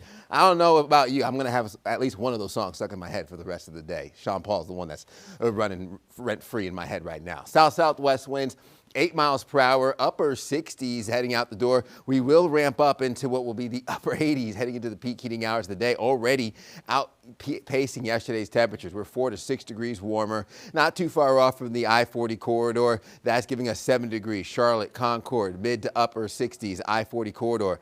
Low to mid 60s, Boone and Jefferson. And our highs ramp up to 89, 90 degrees through the peak heating hours of the day. Remember 98 degrees? That's another boy band from back in the day. We're not going to get that hot, though, so don't worry about that. So a record high of 90 could break our current record of 89 set back in 2006. Backyard grilling forecast still holds on to that heat through your evening, 5, 6, 7 o'clock into upper 80s. And we are looking at your overnight lows settling into the mid 60s as we get into your morning hours, and above normal temperatures linger before we drop down to the 70s Sunday into early next week. One quick look. Your pollen forecast, we'll keep the high tree pollen coming all weekend long, maybe getting some relief after Sunday. I'll break down more of your overall forecast here coming up in the next 10 minutes. Guys. All right, Ted, thank you very much. The Department of War is reportedly looking to factories to help build weapons. Yeah, and stocks are looking beyond the Iran war. Jane King is live at the New York Stock Exchange with those stories and today's opening numbers. Jane, markets closed at record highs yesterday, so what are we seeing almost 3 minutes into the trading day? Well, more gains today, so we could see more records. So yesterday, the S&P and NASDAQ closed at records. We're green across the board. Dow's up 178 points, so we're getting close to Dow 49,000. Pepsi is a bright spot today after strong sales after it cut prices earlier this year. So, Jane, we are hearing that there's a report the Pentagon is approaching automakers about making weapons. So this report from the Wall Street Journal says that senior defense officials have had talks with General Motors, Ford, and others about shifting some capacity in making weapons. Now, the journal says that the Pentagon is interested in enlisting the companies to use their personnel and factories to increase production of munitions and other equipment as the wars in Ukraine and Iran deplete stocks. The discussions are the latest by the administration to put military manufacturing on what Defense Secretary Pete Hegseth has called wartime footing. Jane, we've seen a little bit of a return to the movie theater with movies like Super Mario Galaxy getting people back in there, but AMC hiking its monthly fee again. Right, so this is that Stubbs A-List monthly subscription. So the price will increase by $2 to $29.99 a month. Under this program, people can see up to 4 movies every week, and that does include IMAX and Dolby. They also get free upgrades on popcorn and fountain drinks. I like popcorn. Sign me up, Jane. I like fountain drinks. I like fountain drinks. I like it all. Thank you so much, Jane. We'll see you dark and early tomorrow morning. 9:34 the time. CMPD investigating a deadly shooting on Charlotte's southwest side. It happened last night around 7:30 on Forest Point Boulevard near Arrowwood Road and I-77. Police tell us one person was killed and 2 others had serious injuries. Still no word on any arrests or suspects. Police say they're using security cameras to try to learn more about the incident. Of course, we'll bring you any updates either here on air or on our website, qcnews.com. Well, Charlotte-Mecklenburg police officials will be releasing their first crime safety report of the year today. It'll cover the first 3 months of 2026. CMPD leaders say Charlotte's crime rate dropped by 9% last year, with violent crime down 21%. That news conference is set for 10 o'clock this morning, so we'll bring you all the details on that report starting on Queen City News at noon. While nobody likes to pay higher gas prices, I think everyone's expectation is that this could lead to a safer, more secure world, that this could ultimately lead to lower gas prices. Then is South Carolina Republican Congressman Russell Fry talking about his support for President Trump and the war with Iran.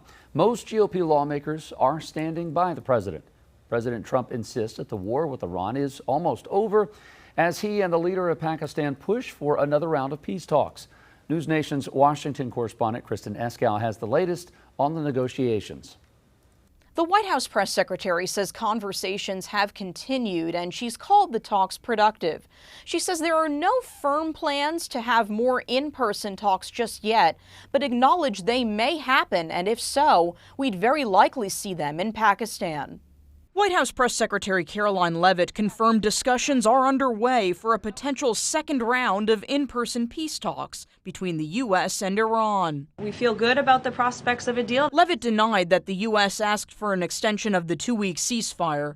U.S. Central Command is enforcing its blockade in the Strait of Hormuz for ships traveling in and out of Iranian ports. So far, 13 ships have made the wise choice of turning around. As of this morning, U.S. Central Command has not been required to board any particular ships. As soon as the operation and now the negotiations with Iran conclude and the strait is reopened, we do expect gas prices to decrease. Treasury Secretary Scott Bessent says he's optimistic gas prices will fall back into the $3 range this summer. He insists the rise in gas and diesel prices isn't worsening inflation. We're actually seeing core inflation drop. And again, this is a short-term blip. The motion is not agreed to. Meanwhile, Senate Republicans again blocked a war powers resolution pushed by Democrats to limit U.S. military action in Iran. Donald Trump's handling of Operation Epic Fury has been an epic failure. Months into this war, still no hearings, no testimony, no clarity on how it will end. During a hearing on Capitol Hill Wednesday, the Office of Management and Budget Director Russ Vought said the White House is still working to determine exactly how much money the war is costing and therefore still in the process of finalizing its request to Congress. Kristen Eskow, News Nation, Washington. Well, a shaky ceasefire with Iran, the blockade of their ports, and the on and off again closing of the Strait of Hormuz are expected to have lasting impacts on the price of oil. The U.S. doesn't rely on oil that passes through the strait. The price of oil does impact prices here at the pump. So what happens if a deal is reached? We spoke to Gas Buddy's head of petroleum analysis, Patrick DeHaan, about what a resolution would actually do. It really depends on the degree of what is said, the amount of clarity, and if both parties have openly said that this is something that they've agreed to, right? We've seen that before where the U.S. has said, we've made a deal. The Iranians have said, no, we haven't. Iran has maybe suggested that the U.S. has made a deal and they haven't. So it's all really going to depend not so much on whether or not there is an announcement, but if it's a joint announcement, if it's agreed, if it does fully reopen the strait, the price of oil could start declining relatively quickly. Gasoline prices also within a matter of a few days if we get some sort of clear statement. But it would likely take several weeks for those declines to be fully passed along. And at this point, oil prices may not go back down to their pre-war level for several months because it will take time to rebuild global inventories that have fallen substantially in light of this closure of the strait. Now here's a look at current gas prices. According to Gas Buddy, the nationwide average sitting at about $4.07 a gallon. That's down just over 2 cents from yesterday. North Carolina drivers paying $3.82, another 2 cents down from yesterday and 12 cents down from last week. Meanwhile, in South Carolina, the average price for a gallon of regular gas, $3.74, with the same lowering metrics. That fall in price is expected to continue, with crude oil sitting at just under $90. Duke Energy officials are expected to give an update on possible water usage limits today for thousands of people in the greater Charlotte area. Yeah, it comes as a lack of rain and increasing heat lead to drought conditions and high demand on Carolina water supplies. Right now, people across Iredell County are already seeing some of those impacts. Queen City News anchor Caroline Boyer explains. For now, those customers aren't allowed to do any daytime watering. They're also asked to avoid things like washing cars and filling up pools. Closer to the Queen City, there are no restrictions in place yet, but that could change if conditions worsen. At Kevin Lofton Park in Belmont, it is very apparent how low the water levels are on the Catawba River. This is the alert that pops up on the Iredell Water Corporation's website, warning customers of the mandatory outdoor water usage restrictions. The goal is to reduce overall water use by 10% to help maintain the correct water pressure in the system. Iredell is one of 23 North Carolina counties currently in an extreme drought, as indicated in red on this map. Mecklenburg County also falls on that list. We've had below average rainfall since September 2025. The lack of rain is affecting the dozen reservoirs in Duke Energy's lake system. The flow has decreased, and so the flow is well below normal. So far, it hasn't prompted any changes for the utility company, which is part of the Catawba Watery Drought Management Group. Its members monitor drought conditions and come up with recommendations for water conservation. That was Caroline Boyer reporting there. Now, if leaders do declare a drought, they will likely issue specific requests or suggestions about limiting your water usage. We will certainly keep you updated on what they say. Well, Charlotte Hornets point guard LaMelo Ball is a talk of the NBA, and not all of it is good. Ball was involved in an incident Tuesday night where it appears that he reached out and tripped Miami Heat center Bam Adebayo, who suffered a back injury because of it and did not return to the game. No foul was called during the game, but the NBA reviewed the play and assessed a flagrant 2 foul, which would have led to an ejection if it was called during the game. Ball was also fined $35,000 for the foul and another $25,000 for dropping an F-bomb in the post-game interview. But Ball is expected to play tomorrow night. They'll head to Orlando to take on the Magic after the Magic lost their play-in game to the Philadelphia 76ers last night. Next Hornets game tomorrow night at 7:30. We're not in an area that naturally attracts folks to us, and we compete with a lot of other districts. I can tell you, once we have them, we keep them. Yeah, but getting teachers, particularly the ones who come from out of the country on a visa, just got very expensive. How smaller school districts that rely more heavily on those educators are coping. You're watching Queen City News, the most honored and the most local news in Charlotte. We'll be right back.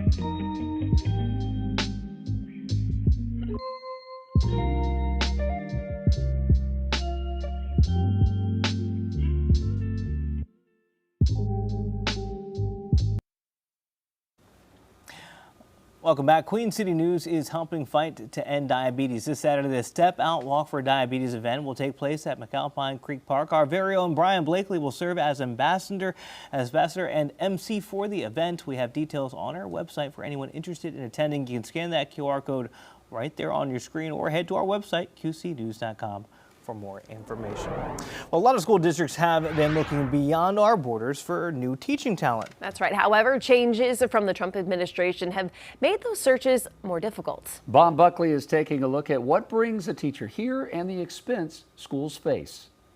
The world has become so dependent on trade that it has even come to affect our classrooms. How much do you rely on these folks to make sure you're fully staffed?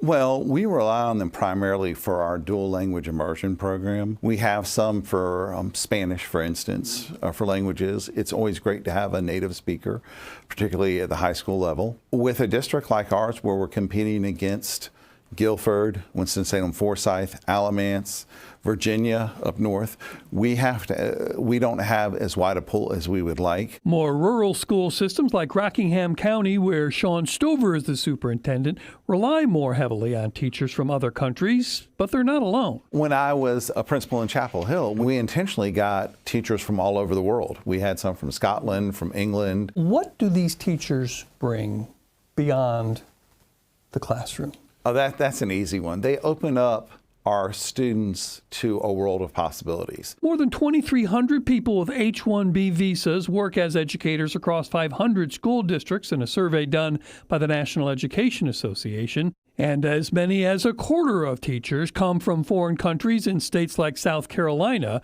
according to the Associated Press, a trend that increased during the pandemic. When you hire as many teachers as we do, you want to have an all of the above kind of mentality. Last year, there were more than 200 teachers on H-1B foreign work visas in North Carolina, more than any state other than Texas.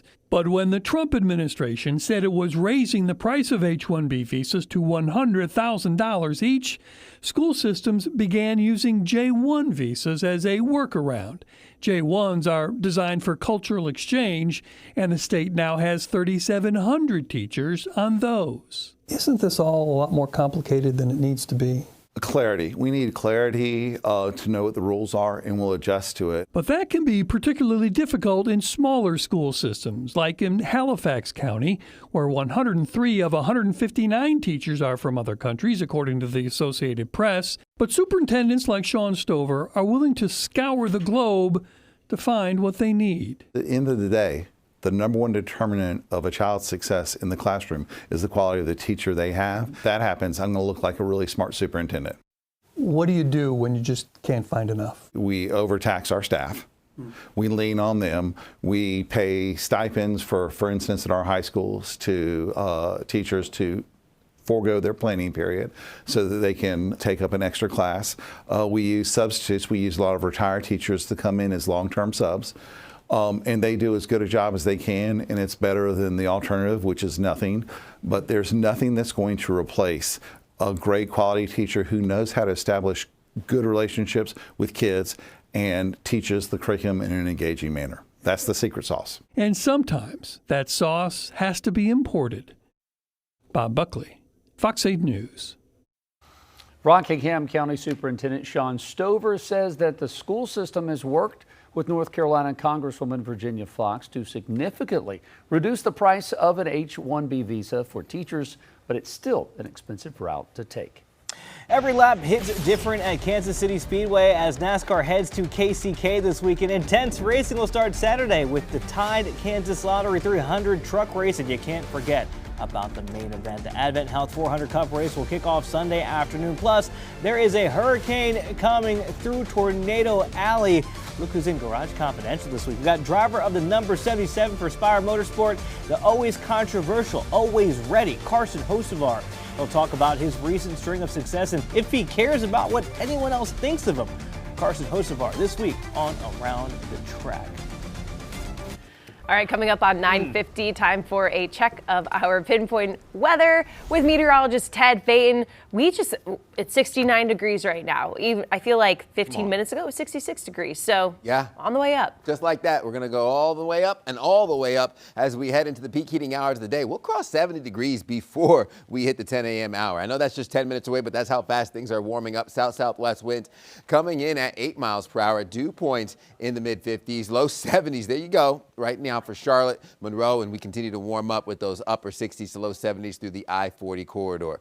We're going to make a run for 90 degrees this afternoon. I think we'll reach that, even low 90s east of uptown towards Monroe and Concord, upper 70s, low 80s for Boone and Jefferson in the higher elevations as we continue to hold on to those well above normal temperatures here extending through the central plains, the Midwest, and even up through the Northeast. I'm looking at a dip in your jet stream over the West Coast, giving us below normal conditions heading into your Friday. Orange shows above normal temperatures for your Friday into the weekend. High pressure off of the mid-Atlantic and continuing to bring in what will be the mix of sun and clouds. Low pressure system heading into the Great Lakes region. Cold front approaching from the west, giving us the showers over parts of Kentucky and Tennessee, but more dry than wet as we have the increased fire danger indicated by the yellow, so moderate fire risk for North and South Carolina. Make sure you limit any outdoor burning for South Carolina. Burn ban still in effect for North Carolina until further notice. We'll ease up a little bit on the increased fire danger heading into your evening. Overnight lows will be on the mild side after sunny skies dominates. Moisture gets eaten up by our western-facing slopes when it comes to your rain chances. I'm thinking Friday stays more dry than wet, not necessarily buying these rain chances that move through the Carolinas, and then we'll rebound into the upper 80s, near 90 degrees for the peak heating hours of the day. Overnight lows will settle into what will be the low 60s, upper 50s heading into your early morning hours. The 7-day forecast brings in more of the upper 80s to low 90s. We'll keep that heat coming before a big cool down moves in Sunday into early next week. We'll be back into the 70s and closer to normal heading into Wednesday of next week. You're watching Queen City News Now, the most honored and the most local news in Charlotte. We'll be right back.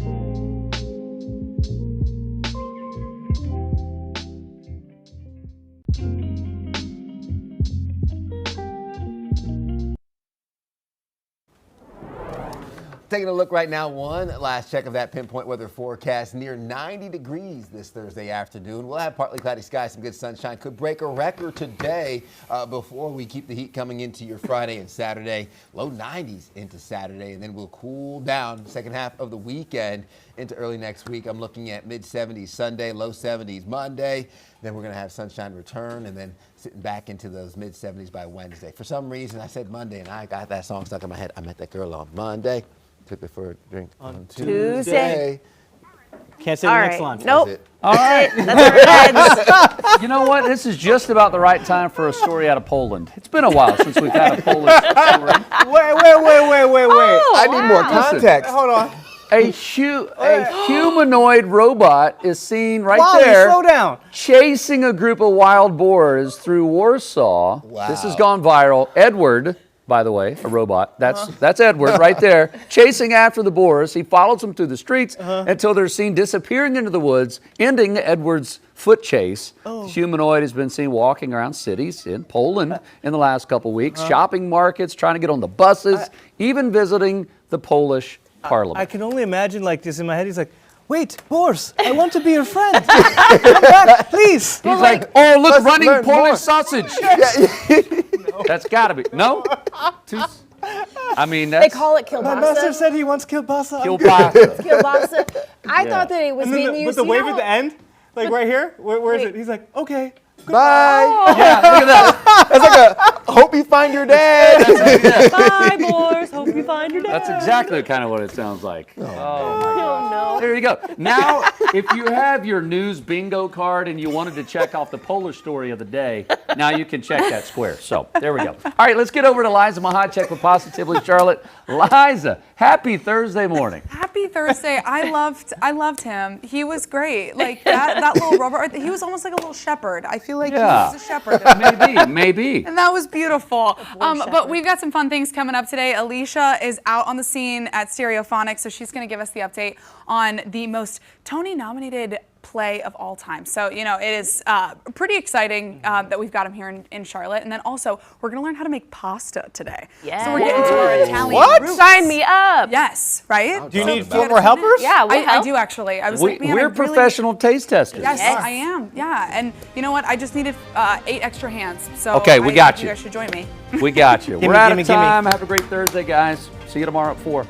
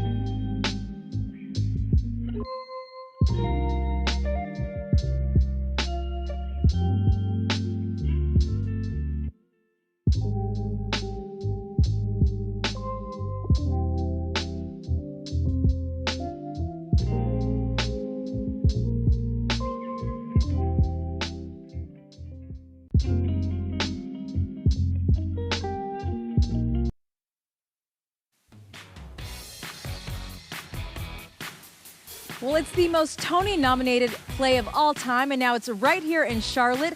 I'm here at the Night Theater to find out what makes Stereophonic so special.